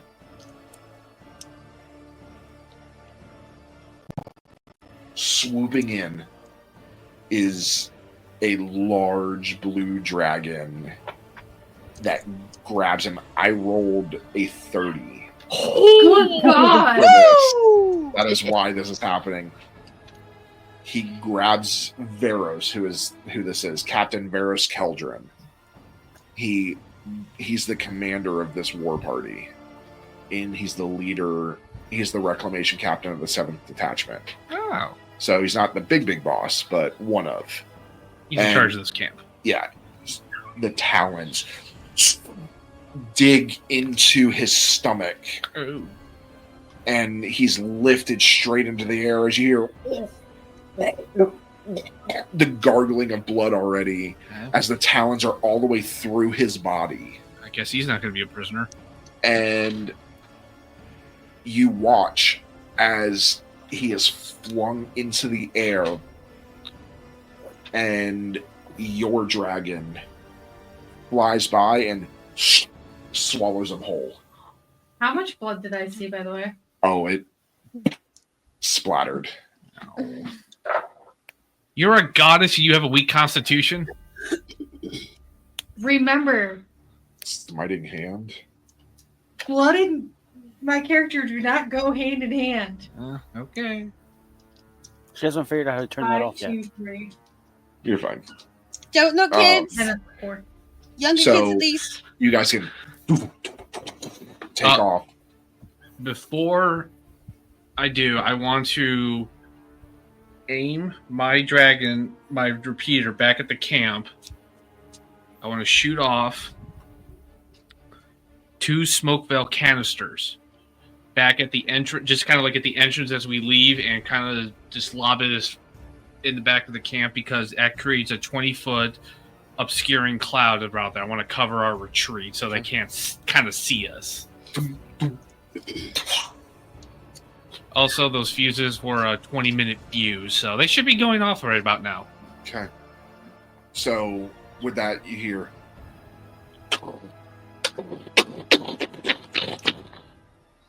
And as you all take off, you can feel the concussive force of the blast that sends your horses forward a little. Who is steering the cart? There's room for 2 people on the cart. Maybe. V. I'll I help. will. Okay. V and Elyndor. Okay. It's pretty big. I mean, it's fitting 150 Yeah, I was about to kids. say, Jesus. It's 150 kids. I mean, you got to remember that they travel hundreds of thousands of miles with this cart. Is this like a semi-witch thing? Pretty much. Holy shit. Pretty much. I'm sorry. I'm just looking at the visual and the logistics. Think of the. And they're probably sectioned off too. the slaver to make cart it in easier Star to- Wars Oh yeah. that they have. It's about that big. Oh, okay. That's pretty. It's pretty massive. Okay. There's like benches on it, and so everybody else is on horseback except for Callion, who is flying next to you because he'd rather be free enough to loop around and attack than be on a horse.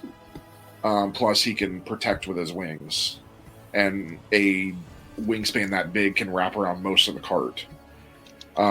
So he's flying as everybody's taking off.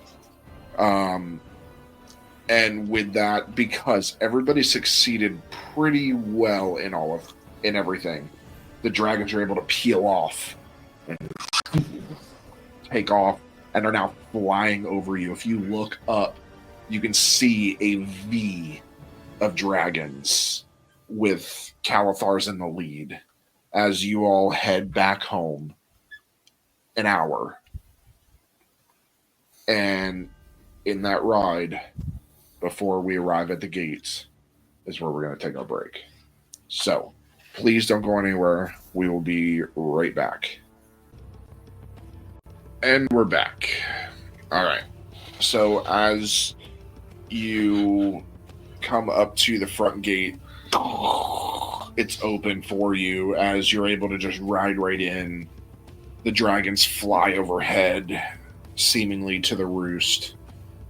As the doors close behind you, no followers. I look around and I kind of call out to Arthur.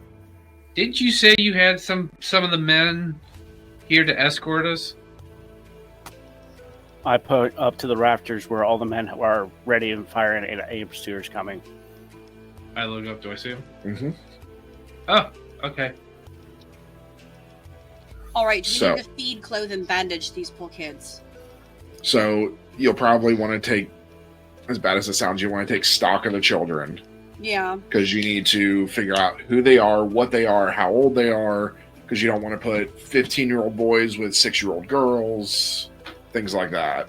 You also, at this point, you can find out their kingdoms. So what I'll do is I will give you name, race, age, gender, and kingdom. Okay? Of all 125. I apologize to our listeners, but this is a necessary part. So, you ready? Did you make them easy spelling? Some. You gotta remember, they're not all human. First, do you want first and last names or just first? Okay, so it's going to be name. It's going to be name, race, age. I guess we don't say race anymore. Species. Age, gender, kingdom.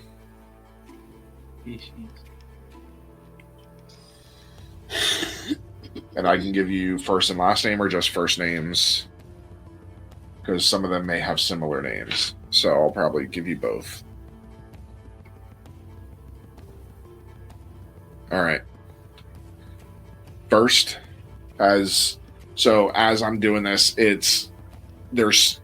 I will say you guys aren't doing it. You'll probably have scribes that are sitting there taking these as you guys help guide them down, and you're actually going to organize them. Unfortunately, the kids are used to this. You're just doing it a lot nicer. You're being gentle with the kids instead of throwing them around. I take my armor off. Okay. First, Leora Sunberry. Liora. Sunberry. She's a wee little halfling.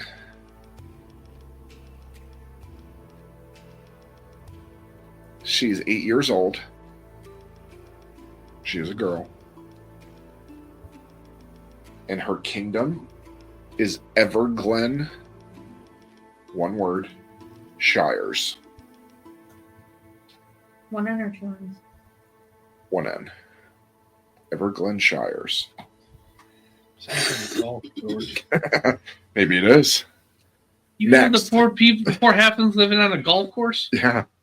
Next, Tavelin Derix. Tavelin. Last name is lowercase d, apostrophe, capital R, YX. Tiefling. Tiefling is IE, not EI. 12. Boy. He is actually from Bastilia. Took one of their kids. They enslaved their own? Yes. Jesus. If they don't have parents and they act up. God, these people suck. Miriel, Mirael. Veyra, Veyra. Veyra. Yep. High elf. Snobby. 15. Girl. From Sylvaris. Sylvaris. Say that again. Sylvaris. Spell it. Sylvaris.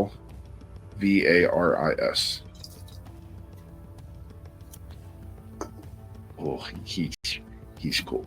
Is he like, oh my god, this place sucks. This place sucks. That's a she, and is this the one that punched me? Aris. AR. Sylvaris. Such a valley girl. That's what I imagine high up. Oh yeah. I mean, they're very no, snobby. she was a tiefling. Right, the one that punched me was a tiefling. Next, Doro, Doro, and the last name will give his race away. Iron Pike. He's a dwarf.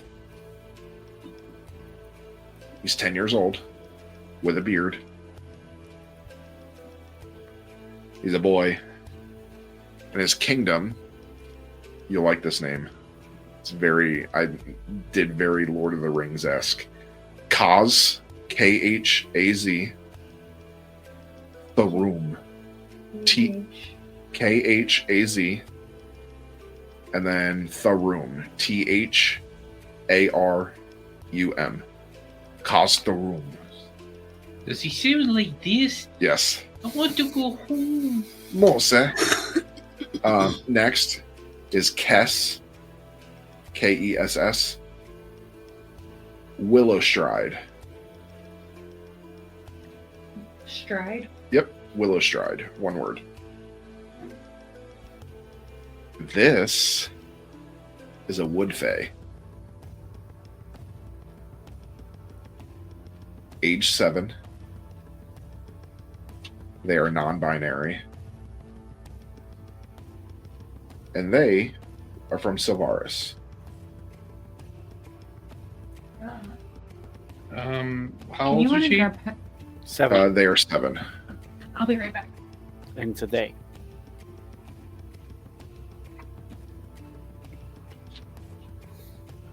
Number. Where's she from again? They Sylvaris. are from Sylvaris.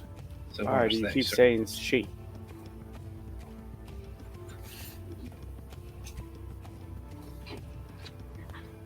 The next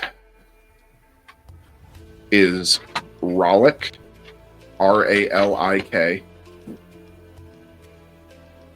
R-A-L. Ik. Stonejaw.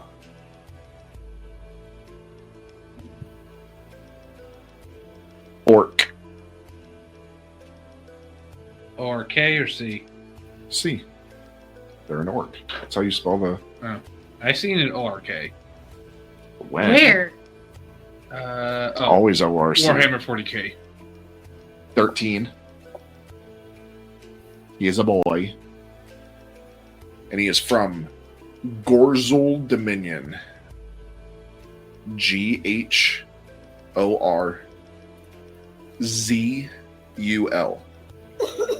Dominion. And later on, if you talk to whatever kid, you can just say, hey, I want to talk to so-and-so. I'll give you their description. I'm not going to go through all their descriptions. All right. Next. Anais. Anais.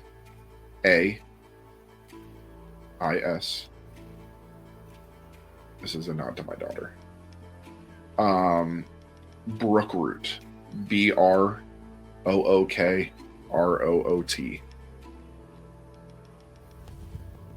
She is a naiad. Naiad. Know what a naiad is? No. Water spirit. So, Bev, you would really connect because water genasi and naiads are hand in hand. For those out there listening, naiads are from Greek mythology. Yes. 11. She is 11. Girl. Her kingdom is Thalasar. Thalassar.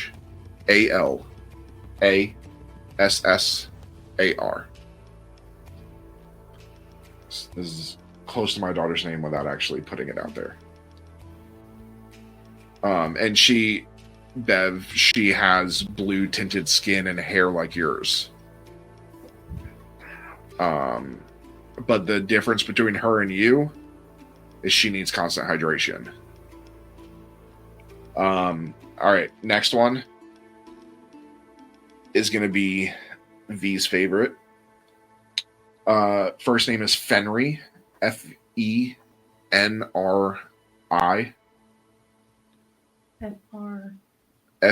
Okay. Fenry. Like Fenrir without the R at the end. Last name, Quickpaw. We got a kitty with us? No. No? So their overall race is a beast folk. They are a fox. So we put beast folk? Beast folk, but in parentheses you can put fox. Because beast folk are an overarching, and then like fox, cat, whatever, that is basically a sublineage.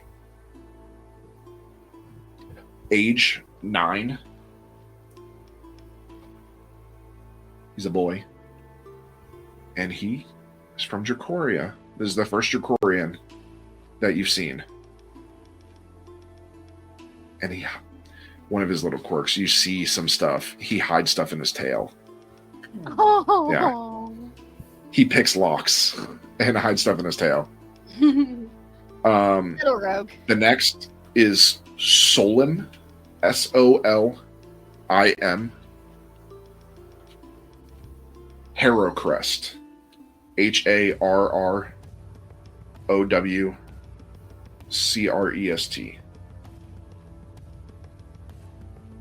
Funny enough, this is the first human you've seen. He is 14. He's a boy. And he's from Dracoria.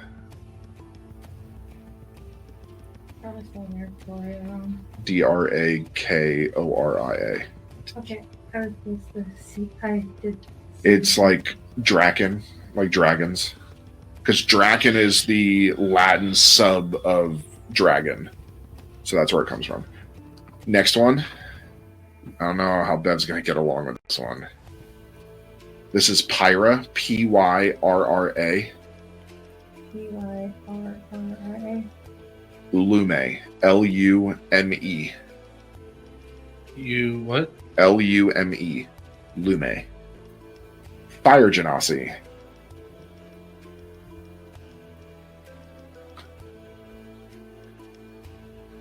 Statistically, Fire Genasi and Water Genasi clash. 13. She is a girl. And she is from Dracoria.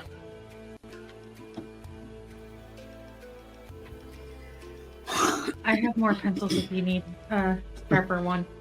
I need more paper. Let me just use this. I don't need it. And then you can just rip it out after. Tivli, Tivli. Tivli. Tivli. Tivli. Gearjack. No. Gear Jack. Yes. So, I mean, it's pretty easy to figure out because typically gnomes and dwarves are named after professions or what their families did. That's why they always have these like straight up, straightforward last names because it's usually based off of. Yes, this is a gnome. She is 8 years old.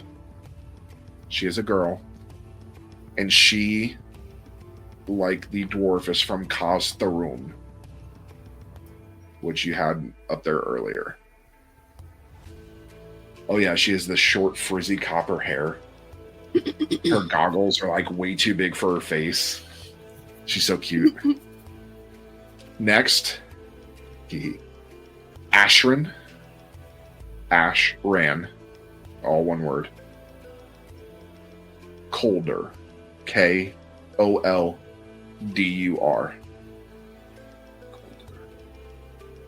Dragonkin. In parentheses, you can put gray. They are a gray dragon. Like slate gray scales. Really cool. He is 15. It's a boy. From Dracoria. Makes sense.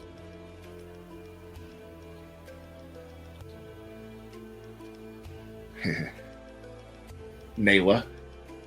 Naela. Naela. Uh-huh. Bright Petal. Bright Petal. One word. Elf? No. Some type of fae. That is a very typical fae name. The fae? Satyr. Oh. Satyr. I like satyr. This is a satyr. So this is the first satyr you guys have ever seen. 10. She's a girl. She is also from Sylvaris. You're gonna figure out that's where most of the fae are from. It's kind of the only ones that are really gonna change much are the Genasi, because they typically live within their own. Imagine if she's like a cute little girl goat thing. So she has curly golden wool, small horns, and goat legs, and she hums lullabies to calm the other kids. Aww. Yeah. So the next is Velathon. Velatheon. VEL. Actually, you can just technically put Vel because that's what he goes by. VEL. And then Saltrun. SALTRUN. Sea Elf. Oh, yeah. He is 9. He's a boy. He's from Thalassar, which you had earlier. Sea Elves are cool.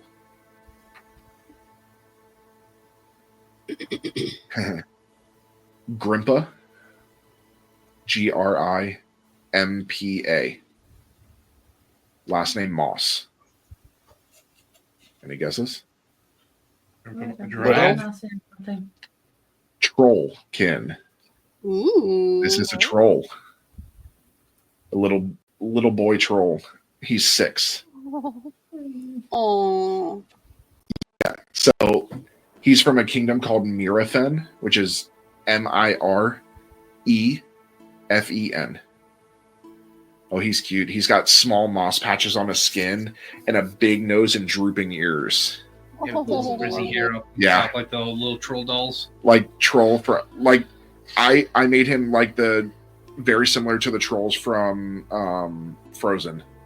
Oh, you mean the bad guys? Yeah. But he's cute. He likes holding hands. He loves holding hands. Aww. He's very gentle. Isha. ISHA. Moonthread.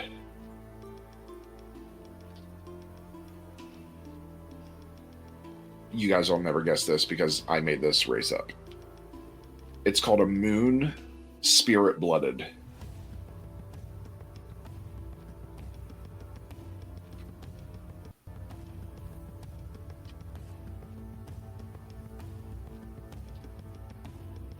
They are 12. They are non-binary. They are from Dracoria. They will connect with you. Yes. They speak prophecy in their sleep. That's what this race does. Oh, shit. And their hair looks like moonbeams. I'm going to put mine next to that one. So Mine. Next is Cheren. CHEREN.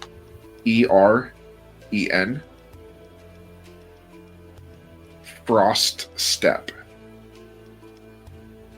One word. Yes. Any guesses? Ice Dragon? No. Ice Genasi. No.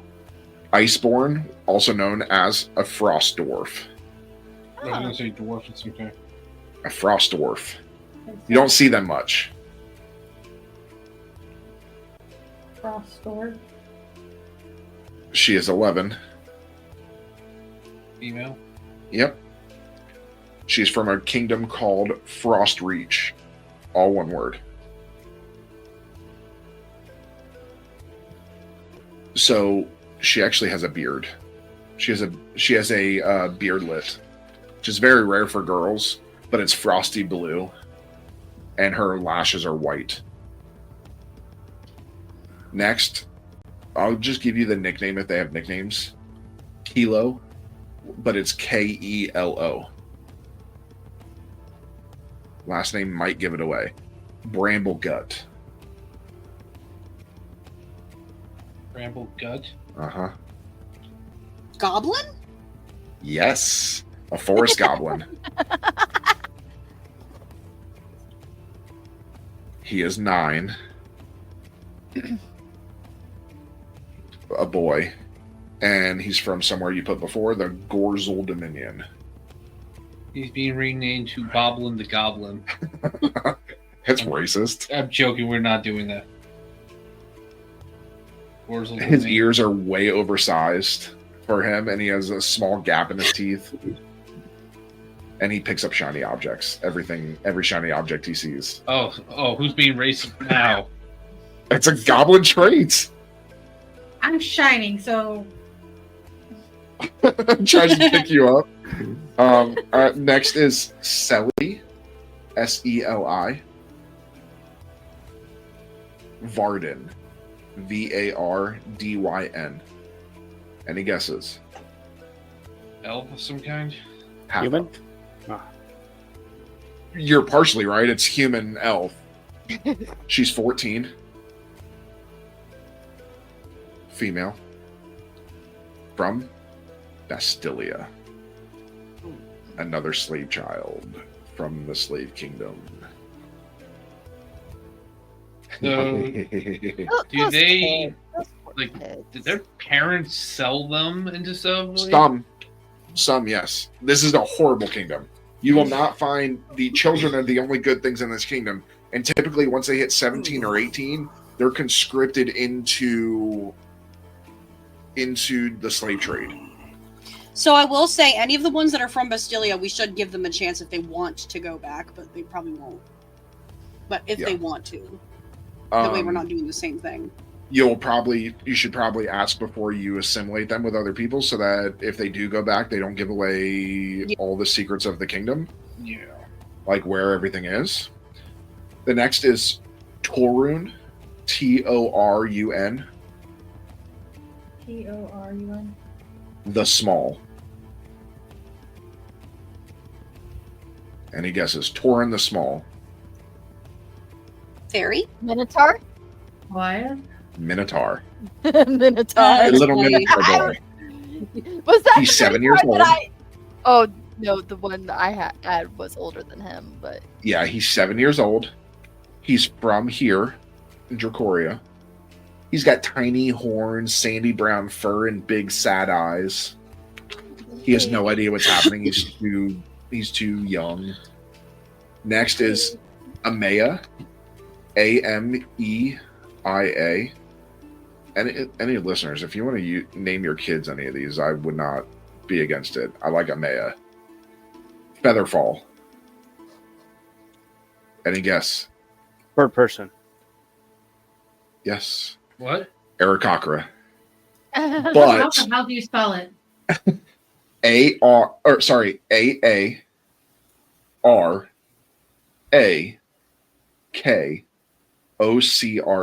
I always spell it wrong. In parentheses, sparrow. They look like a sparrow.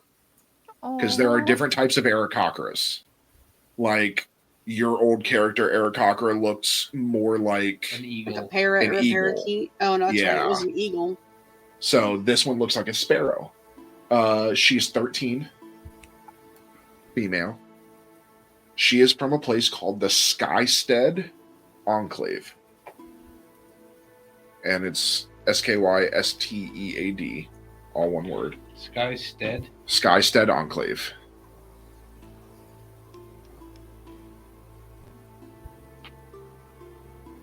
Yeah, and you see some of her feathers missing off of her arms because they tied her wings so she couldn't fly. Oh, yeah. Baby. Nym, Nym.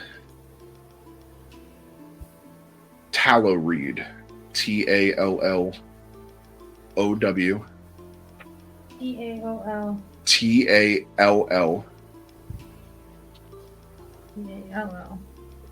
Tall. OWREED. Tallow Reed. This is a swamp fae. They are very rare.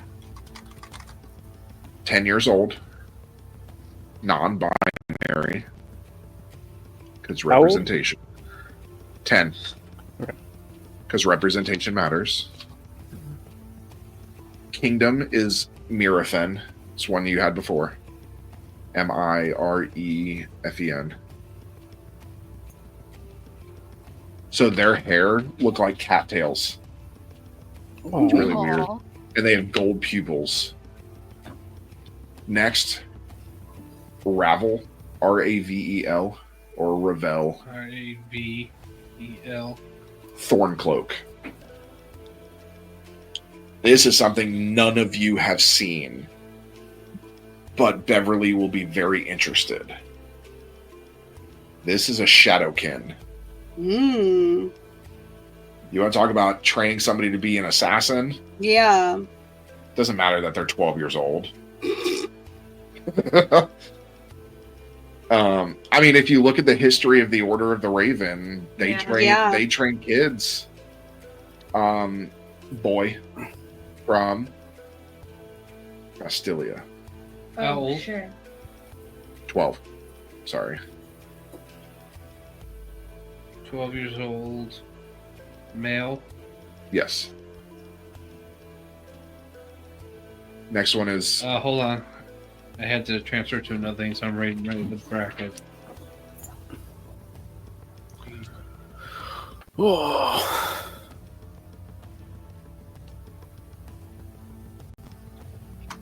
Sorry, y'all, if this takes the rest of our recording, but this is a very important part. So now you said that was Bastilia? Yes. Okay, I'm ready. Lysha. Lysha. Corwin. Corwyn. Human. She is 6. And she's from here, Dracoria. She's got curly blonde hair and she's missing one of her front tooths. Yeah. She clings right to your leg because you're promising her safety. I'm kind of put my hand down as I'm still trying to figure out how to write. So next one has a nickname, Ori, Ori. Skystep. Any guesses? Air Genasi? Close. Cloud Genasi. This is one I made up. Cloud Genasi? Yes. He is 11. He's a boy. He's from the Skystead Enclave. Yeah, so his hair, instead of like, you know how the Sky Genasi, the Air Genasi, their hair like flows like the wind? Mm-hmm. His hair moves like drifting vapor. Mm. And his skin is this like storm gray. It's really cool. And anytime he cries, clouds form around him. So I'm assuming there's clouds. Oh yeah, there's clouds around him. All right. That was the first 25. That was from Tent 1. Next, Aelrin, Aelrin, Rin, Theral, Theral. Any guesses? Elf. Wood elf. He is 13. A boy. And he's from Sylvaris.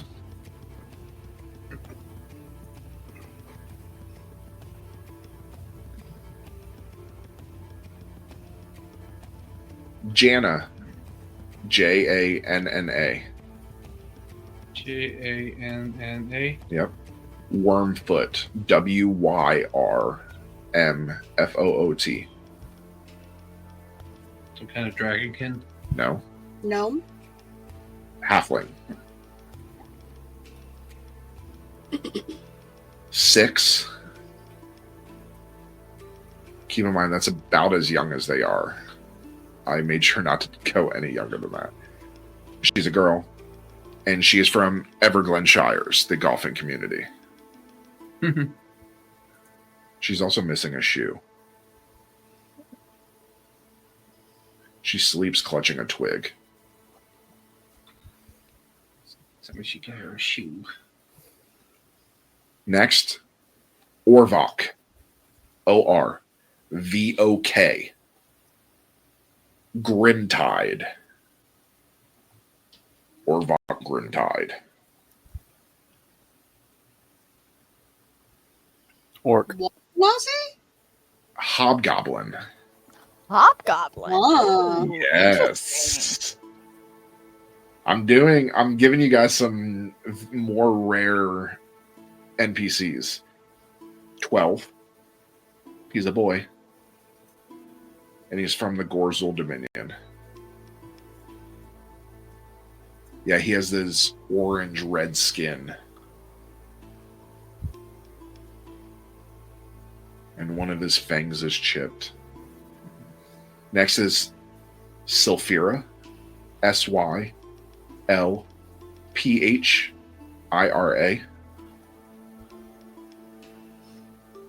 Neris. Nerris. These ones are hard to figure out the race. Nope. Air Genasi. Oh. Beverly's getting a lot of Genasi around her. None from hers yet. She is 10. And she is from the Skystead Enclave.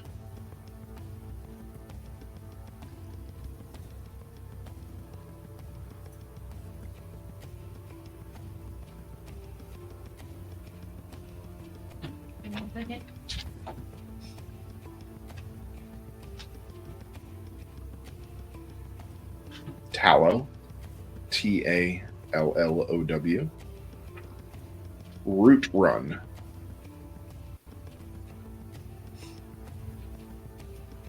This is a mossling.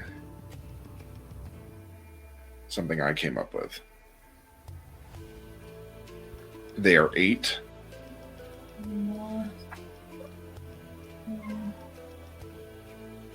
They are non-binary.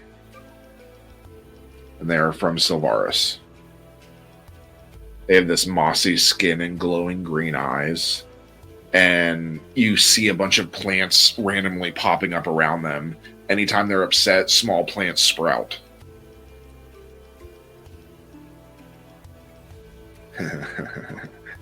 Next is Vrix. Vrix. Vrix? Yep. Shard scale.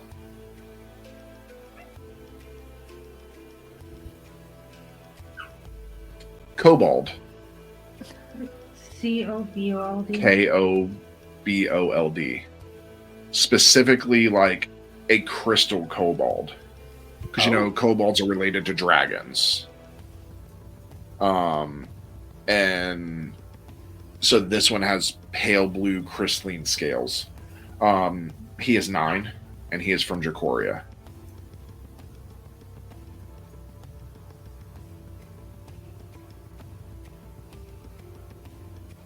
Delia. Delia. Delia. Kelm. Kelm. Human. 11. Girl. Jacoria. And she keeps asking where her baby brother is. There are no siblings here.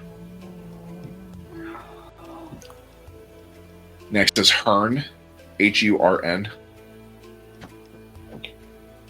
Stone plate. But it's Plait. Plait? Yeah, stone. Plait. A mountain dwarf.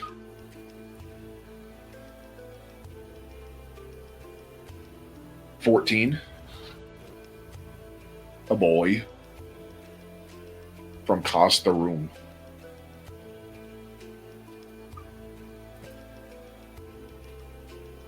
Oh. Elyndor, I like this one. Okay, give me a second.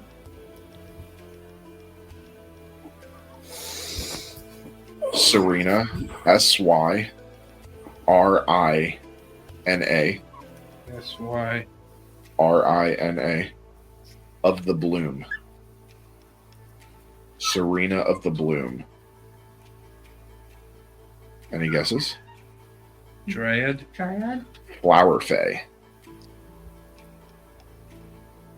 Her hair is made out of petals. She has pollen freckles. How old? 7. She's from Sylvaris. We need to have Elliot draw all of these. Yeah, every all single 180 in 25. Varn, Vaarn. Vaarn.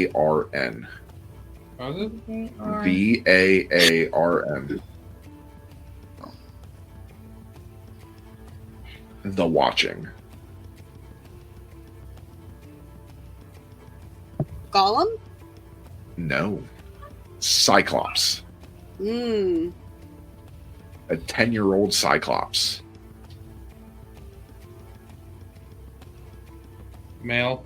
Yes. From Bastilia. He has a big golden eye.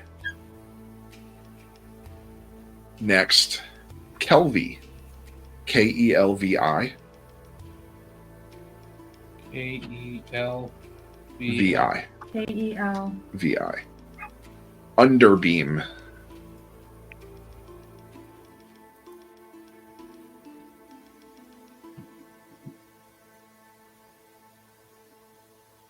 Gnome. 9. From Cast the Room. He's a boy. Okay. Thank you. And you just see him counting everything. 1, 2, 3, 4, 5. Trying to keep himself calm. He most definitely is on the spectrum. Relia. Relia. Dawncrest. Like the dawn of day. Dawncrest. DAWN. Air Genasi? No. Hi, Elf. Human. Oh. She is 15. Female. From Bastilia. This. Who is the one that came face to face with the girl with the shaved head? I believe it was you. If this is second tent, this is me. Oh, yeah. So this is the girl you came face to face with. This is the one I gave the gun to. This is the one you gave the gun to. From Bastilia. Did you get your gun back? Yes. But that you gave the gun to a girl from the people you were taking her from. Mm-hmm. Well, I can't imagine she has much loyalty left to the people. Yeah, but he doesn't know that. Oh, that's true. Next is Threnn. THRENN. THER. Nope. THRENN. Threnn. The Pale. Orc? No. It's one I made up. A ghostling. They are 8 years old. Non-binary. From Jacoria.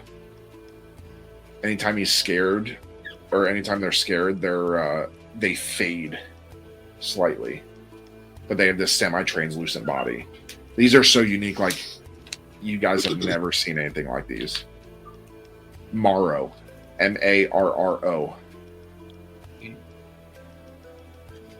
Flint's Gut. Flint Gut? Yes. A goblin. A stone goblin.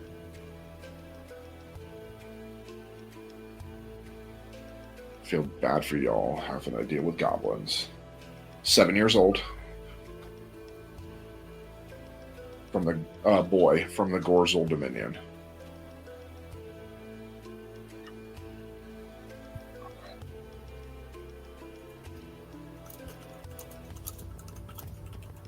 Aisha.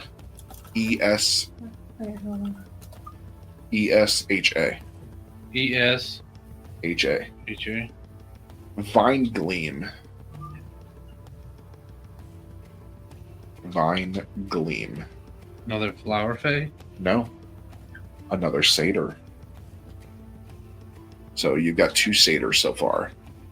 She is 12. And like most fae, she's from Solaris.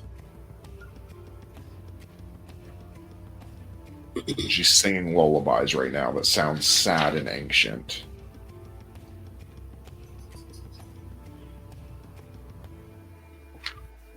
Arven, Arven.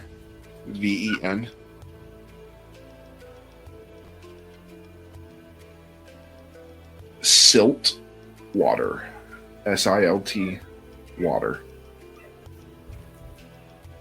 Water Genasi? A river sprite. Ooh. 6 years old. He is from Dracoria. So, still haven't reached Water Genasi, but we're getting close. So many water creatures. Callus, Callis. Emberfall. So this is one that kind of makes you guys tilt your heads because they are a flame-touched human. So these are humans that have come in contact with some kind of element and can control that element.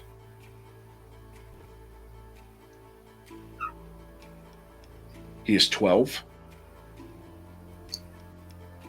And he's from Bastilia.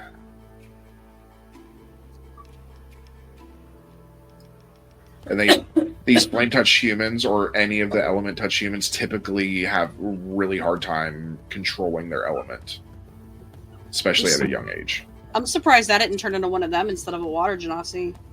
Yeah. Zivra. Oh, God. Zivra. Civra. Yes. Sharp feather. I'm sorry. Any guesses? Aarakocra? Nope. Worse. Raven people? What's that other one? A harpy. Oh, harpy. Oh, harpies are cool.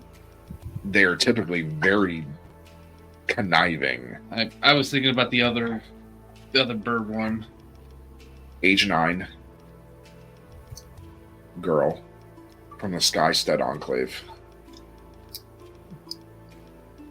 And unfortunately, she can't fly. They clipped her wings. Is there a way to fix it? I don't know. She has brown feathers, though. And she chews her feathers when she's anxious. Oh, baby. Conniving baby, but baby. V's gonna like this one. This is Omu. O-M-U. Shadowtail. Shadowtail. This is a beast folk. In parentheses, panther. Oh. This is a panther folk. He is 13.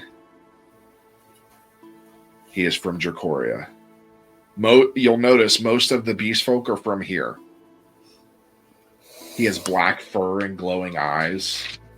And Beverly, even if he were chained, he moves silently. Mm. You cannot hear him when he comes down. Pyra, or Pira, P-I-R-A. Snow Glen. One in or two in? 1. An ice nymph. Interesting. All right, so we got Pira, ice nymph. She's 11. She's from Frostreach. Female? Yes. Frostreach, you said? Frostreach, yeah.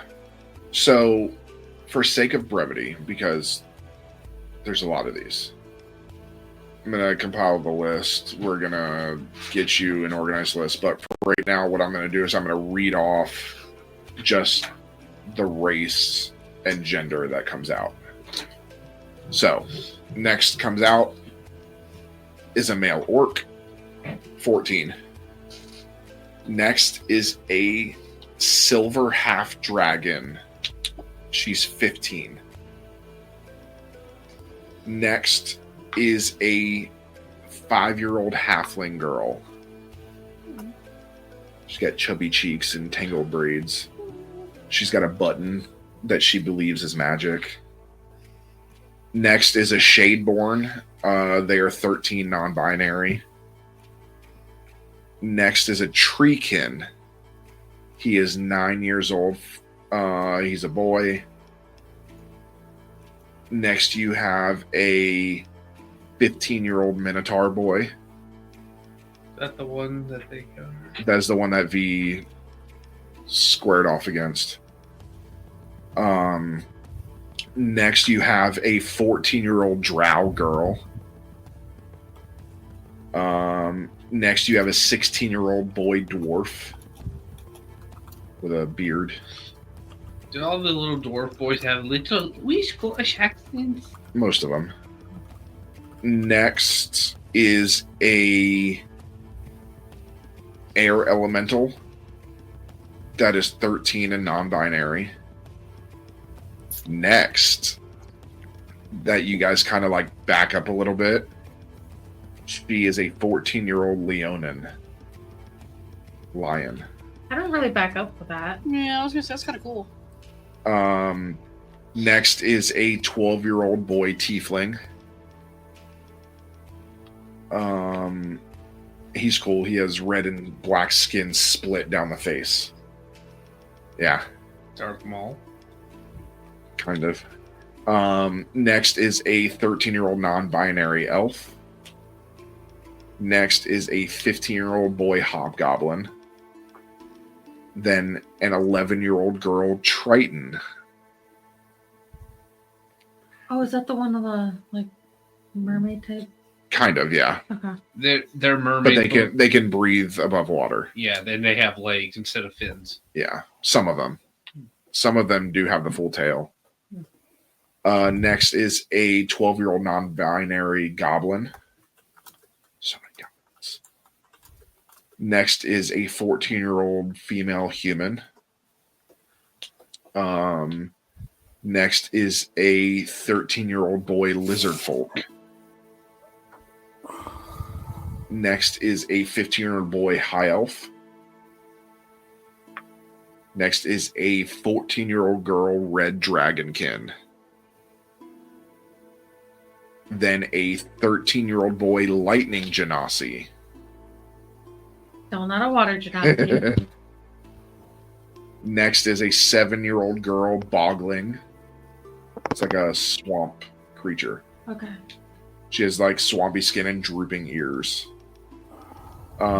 Next is a 10-year-old boy centaur. He's a pony, basically. Yeah, he's got a short little body. Mm-hmm. Next is a 12-year-old girl Dampier. Half vampire? It's like the vampire elves. They're really cool. I love Yeah, them. that's what Ari was. Next is a 9-year-old boy ogrekin. His name is Keth the Short. Next is a non-binary 6-year-old fire sprite. Next is a 10-year-old boy werecub. Oh. He's wolfborn. Oh. His name's Heron Moontooth. He's from Dracoria. He's got fluffy ears and tiny fangs, and he growls in his sleep. Oh, baby. That's one you need to draw. Next is a non-binary 5-year-old Myconid child. My God. They're mushroom people. Oh. Yeah, they're really cool. He has a spore cap head. Next is a 13-year-old female human. Next is a 14-year-old non-binary yak folk. They're yaks. Yakety yak. Don't come back. Jinx. Next is a 15-year-old boy high human. So think like royal human from Bastilia. Oh, fuck. Yeah. Next is a 5-year-old female halfling. Then a 6-year-old human boy. Next is a 7-year-old female goblin. Then a 4-year-old non-binary sea fae. Still not a water genasi. Next is an 8-year-old boy ogrekin. Next is a 5-year-old girl water sprite. Next is a 7-year-old girl iceborn. Next is a 4-year-old boy minotaur. Joru the Tiny. Aww. He's from Jacoria. He's very small for a minotaur. He has fuzzy brown fur and button horns that are just budding. He tries to mimic the older minotaur stomps, but just ends up tumbling.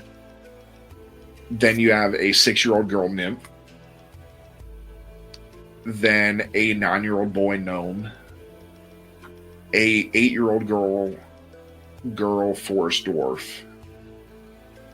A 7-year-old boy dwarf. A 5-year-old girl pixie blood.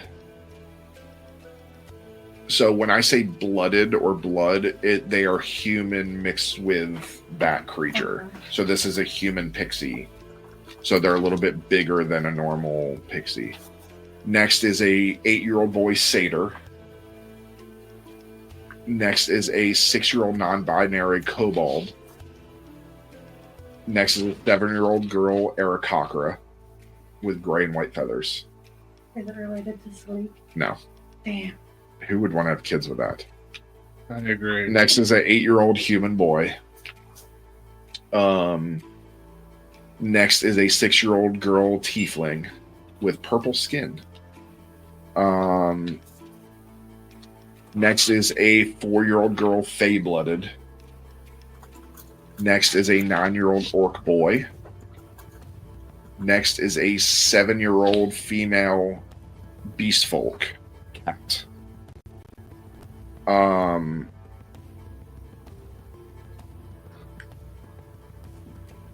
Next is a 6-year-old boy lightning sprite. An 8-year-old non-binary treekin. A 5-year-old female halfling. A 9-year-old boy shade-blooded. What is shade-blooded? So they are like humans mixed with shades, so they can disappear into the shadow.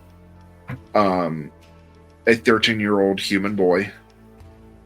A 11-year-old female bog nymph. A 10-year-old non-binary spirit folk. A 15-year-old minotaur. A 7-year-old girl drow. A 9-year-old non-binary myconid, the mushroom people. A 14-year-old boy half-elf. A 12-year-old girl water genasi. You're not alone anymore. Yay! You now have a kid. Congratulations. A 6-year-old boy kobold. How old is the water genasi? 12. Yeah, Bev is adopting it. 13-year-old girl Feyblood. I don't know if that's a good idea. A 15-year-old boy Shadowkin. A 8-year-old boy Beastfolk Rabbit. A Harrigan? Oh, it's cute. Kind of. He has white fur clumps from tears. Maybe. A 10-year-old girl Ice Nymph. A 6-year-old boy human. He's missing his 2 front teeth.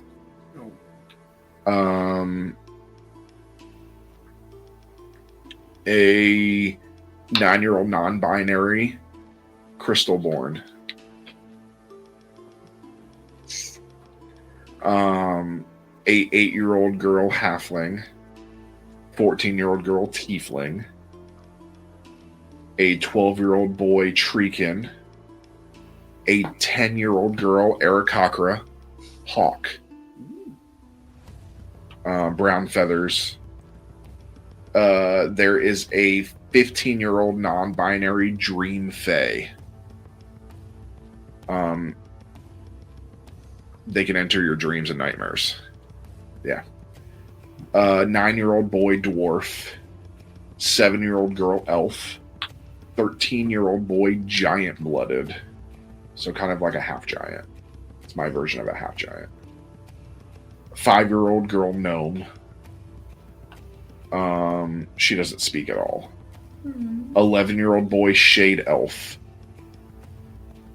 A 15-year-old human boy. A 16-year-old tiefling girl. A 15-year-old ASMR boy. Ooh. Yeah. From where? Bastilia. Fuck! Um, I was gonna claim it. I was gonna Still claim it. could. We have to ask if they want to go back or not. I mean, he could stay. yeah. You could ask to stay. 14-year-old non-binary druidic elf. Yeah. But his vines are wilted because they magically suppressed him. Oh. Yeah. He has green tattoos though, or they have green tattoos with vine hair. Give me the description so then I also know which It'll be on there. Okay. 15-year-old orc boy. He has a little blood on his mouth because he tried to bite off the Taskmaster's hand. Good boy. A 14-year-old girl, Fire Genasi. A 13-year-old centaur, but like a full-grown horse, not a pony, with a brown coat and a white blaze. A 16-year-old girl, beast folk, lynx. A 15-year-old female dwarf. A 14-year-old female shadowborn. A 13-year-old boy Tabaxi. I love tabaxis. I do too. He has black fur with gold stripes. A 16-year-old boy high elf. Very regal posture. Very I can't posh. believe it was such a dreadful. Oh thing. my god. A 15-year-old female treekin. She broke a guard's arm in self-defense. 14-year-old boy bronze dragonkin. A 13-year-old non-binary Dampier. So you got another Dampier. A 14-year-old female dwarf. A 15-year-old tiefling boy. A 13-year-old female satyr. A 15-year-old boy frost elf. A 14-year-old girl Aarakocra hawk. Her wings are clipped. A 13-year-old boy gnome. A 12-year-old girl water nymph. A 16-year-old boy earth genasi. A 15-year-old non-binary ASMR. From where? Bastilia. A 16-year-old girl, giant blood. And that is the last one that steps off. So now you have 125 kids from 4 years old to 16.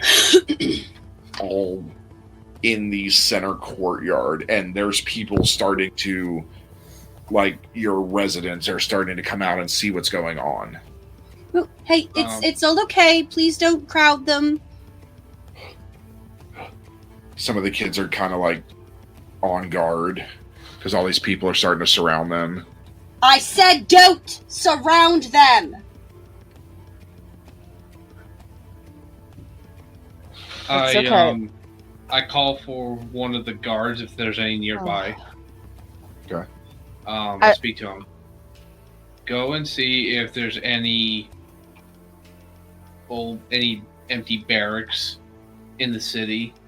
I want to try and gather all the children there so that we can bed them, guard them, make sure that they're okay and they don't try and run again before we have a chance to contact any surviving family members or anything like that.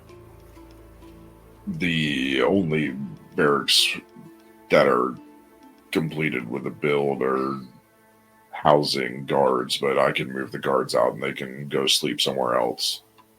Very well. Do we have a place where we can build an orphanage?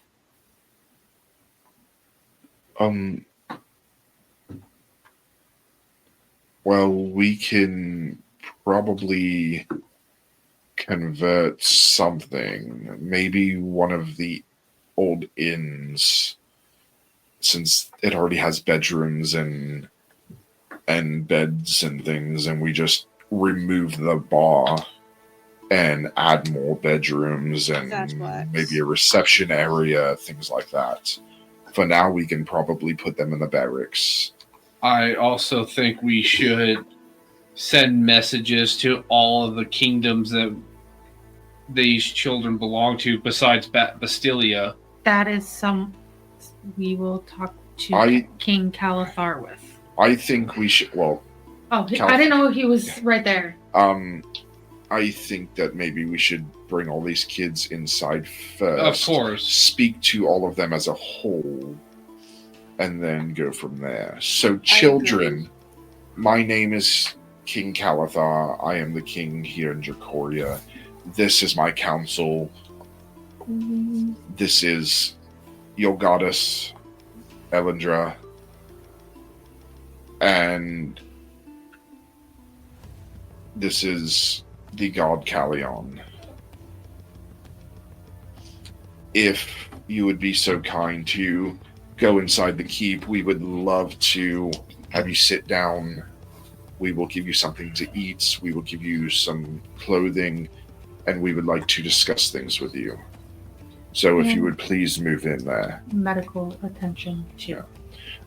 So they all of you just kind of like corral them that way. Corral them in without pushing them. You just kind of walk that way, and they all just kind of follow. And Calathar leads, so that they'll follow him in. Especially, you see any of the elves. They see him, and especially the high elves. They're like, "This is a king. This is an elven king. I need to follow him." So that's what's embedded into them. Most of the Fae are following him, because that's kind of what they do. The Fae follow the Fae. So they're able to, you kind of get everybody in there. Some of the guards take away the slaver and kind of put it back behind the keep until you guys decide what you want to do with it. Because it's not necessarily a bad thing to have. Not like you're using it for slaver purposes, but if you go have prisoners, capture people, it's a great thing to have because it locks. So it'd be a good thing to keep. And then they're able to take your horses and take them all to the stables and your newly acquired horses for a few of you. So you're able to kind of go in and you can all sit in your seats as you're seeing a ton of the staff are rushing in. And of course, the staff there, elves, gnomes, the base races, they are coming in and they are bringing chairs, and you see a couple of them with that they are measuring to find some appropriate clothing. You see a few of them run away, like whispering to the children, asking if they have any dietary allergies, things like that, as they run off. And all of you are able to sit in your seats. You see Calathar sit down to not make them uncomfortable by standing over them. Children, like I said, My name is King Calathar. My family has ruled this kingdom for the last few millennia. Those of you that are Dracorian know me and my family, and I am so happy to have you back. I am so sorry that this happened to you, all of you. Those of you that are Dracorian may or may not know that our kingdom was attacked and destroyed, and unfortunately, any lives that were here were lost, including some of my own family.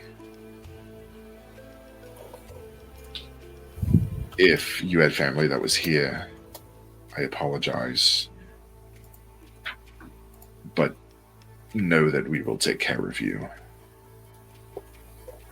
For those of you that are from other kingdoms, rest assured that if you wish to go back to your kingdom, we will not force you to go back to your own kingdom. But if you wish to go back, to go see your families, if you have family, to go back to your kingdom, we will make the arrangements to talk to your kingdom, talk to your king or whatever your ruling party is, and we will get you back there as quickly as possible. Negotiations will need to be made, as we are not trying to do what they did, but we need to make sure everything is done safely so that this does not happen again. We do not want the Bastilians to interfere and interrupt this. And with that being said, I know there are a few Bastilians here. I am sorry that you have had to deal with what you have had to deal with, that you come from such a hard kingdom. If you wish to go back to Bastilia and go back to that life, we will allow it, but it will be happening today. So you must make the decision today. If you wish to stay here, if you're a Bastilian and you wish to stay here, you will then become a citizen of Dracoria. We will make sure you are clothed, fed, and housed. We will be setting up an orphanage, especially for our Dracorians, that you can stay with and stay at until we find you a suitable home to move into. Those of you that are of age 15, 16, if you so wish, you can join our military. You will now not be conscripted, but if you wish, there's a war coming. Just to be blunt, a war is coming and people are needed. But for now, we will clothe you all, feed you, give you a nice place to stay. Any of us are approachable. Well, most of us are approachable. And there's plenty here. A few of you are races I have not seen in quite some time. Some of you I've never seen at all. So allow me to apologize for my kingdom as you try to assimilate, and it may be hard because there are no others like you. But know that we will, overall, you will be a Dracorian. This is probably, at this point, the safest place you can be. Our dragons are back. We are arming the city. We are fortifying the city.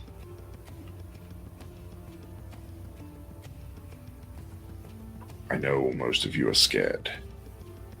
It's a very scary thing you went through. But if you wish to stay, then so be it. If you wish to work, then you can work. If you wish to train, then you can train, even if you are under the age of conscription. If you wish to train so that this does not happen again to you, we will train you. but nothing will happen without your own choice. Does any of my other council members wish to say anything before we let these kids eat? Let them eat first. Let them eat first, but they're welcome to join me as well if they wish. Any of the gods wish to say anything?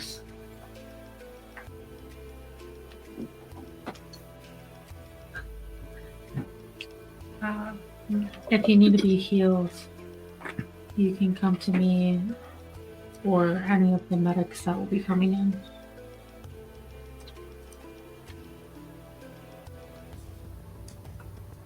We are, for those of you that did grow up religious, we are establishing a newly founded temple that will house currently the 2 gods that we still know exist. So that is almost finished, and that will be available for you as well. But for now, a feast is being made for you. So please, make your way into the royal dining hall. You may eat, you may drink, as much as you wish. Go. And they all kind of like stand up and there's the help that's kind of like guiding them into there and walk away in with them, and you're the door shut behind. Did I know about the temple being yeah built? I mean, it's pretty big fucking building. It is your temple. Yeah, it's pretty big. Okay, I didn't know if I knew in character that it was being built.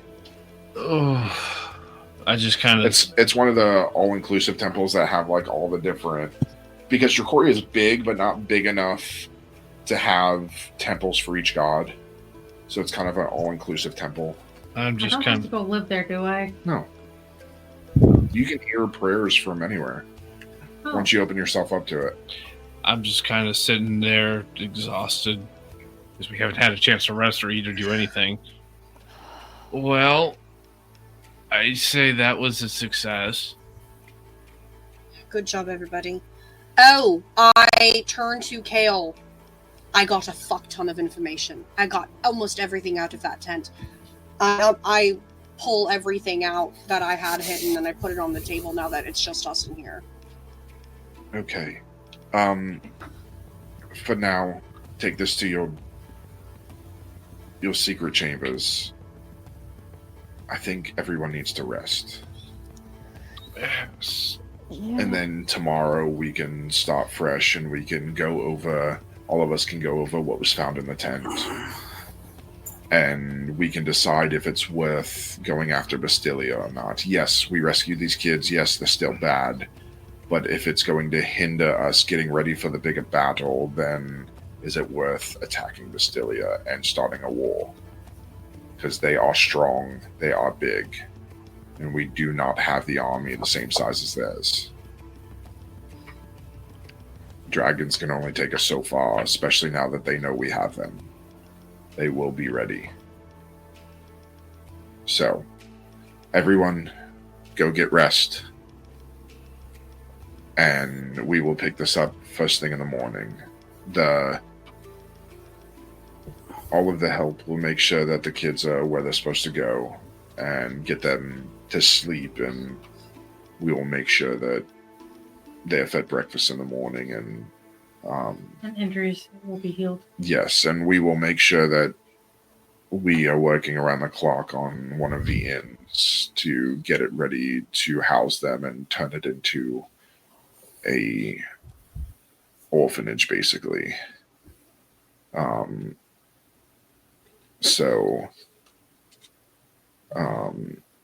We will have the mason construct the signage and everything. Thinking St. Elyndra's home for the orphans and the lost. A good name. I'm so tired. I don't even realize you're mad at me. Anyways, everyone go sleep. I'm going to do one last patrol before I turn in. I mentally think to Apophis, if you can land around the barracks, come do so. Walks off. I like And that, I'm- Caroline. Can we go? Yeah, I guess. I'm going to the I barracks. stop and look at my wife. What's going on? God stuff. I'll wait. Go to bed. It's fine. I go to my secret chambers and I lock all of the things in a chest with 2 locks on it. Okay. And then I go and sleep. Yeah, I go to bed. You wanted to talk about something. There's a way to heal the kids with quick wings, right? I don't know. We may be able to. To be honest, our healing can only go so far. We need a god of healing. I can only do so much. This is not what we do. We're creator gods, not healing gods. When's the last time, or was the healing god locked up like the rest of them? As far as I know, everybody got locked up except the 2 of us because we hid. And I guess it's a good thing because, well, they'd be kind of fucked. Yeah.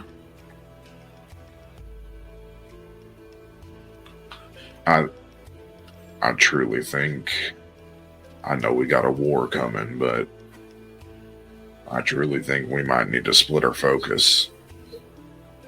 We might need to build an army and rescue gods. Because we could have an army, but if we're going against Titans, then 2 of us ain't going to do it. Especially with me not remembering half the stuff. So we might need to go after the others. I mean, we have a lot of children that are locked up right now. Yeah. And I think this world needs these gods. I've been to Reverie. It's not what you think. It's corrupted. Like majorly corrupted. You go down there, most likely we're gonna be captured, and everybody's gonna die. You know,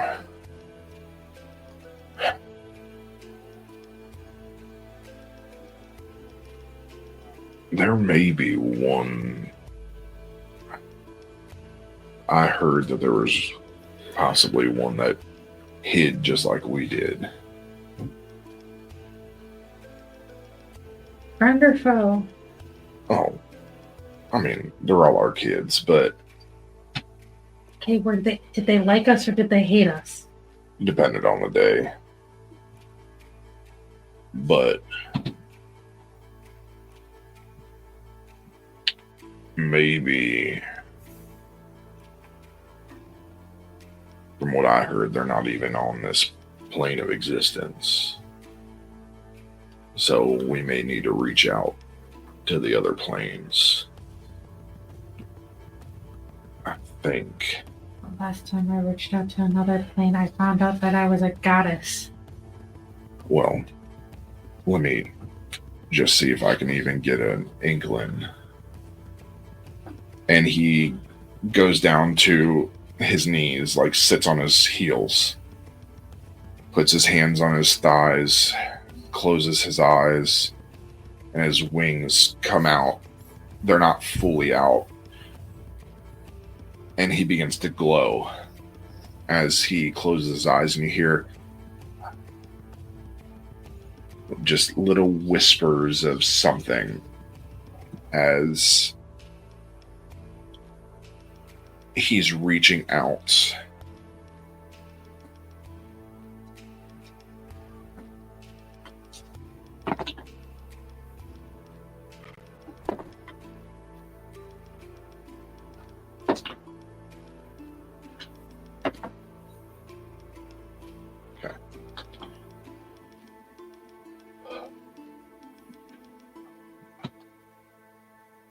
Come on, son. I need you.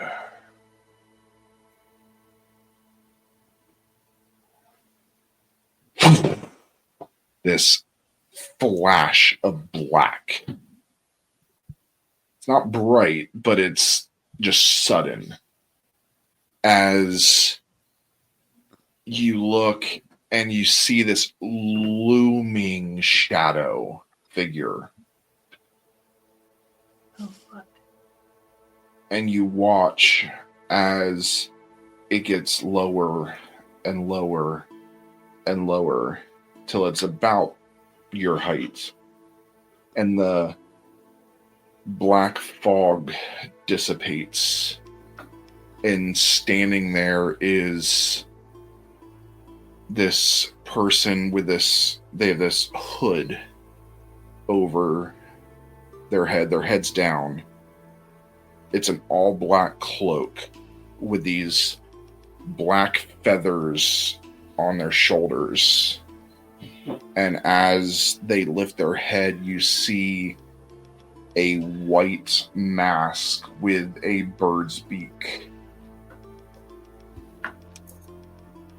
As they remove the mask, the hood falls backwards, and you see these elvish-looking ears, this pale white skin, long black braided hair. As it clicks in your head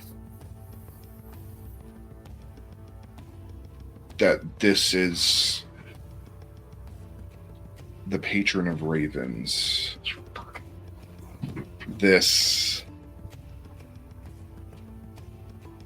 is Syl. You fucker! And that, my friends, is where we're ending You tonight. fucker! So, As soon as you started describing it, I'm like, fuck, it's Syl. it's just on another plane of existence, which tells you what? Everything's connected. And that maybe other heroes may be on another plane of existence. Yeah. So, I want to thank everybody for listening. Please join us next time as we roll the damn dice. Good night, everybody. Good night. Good night.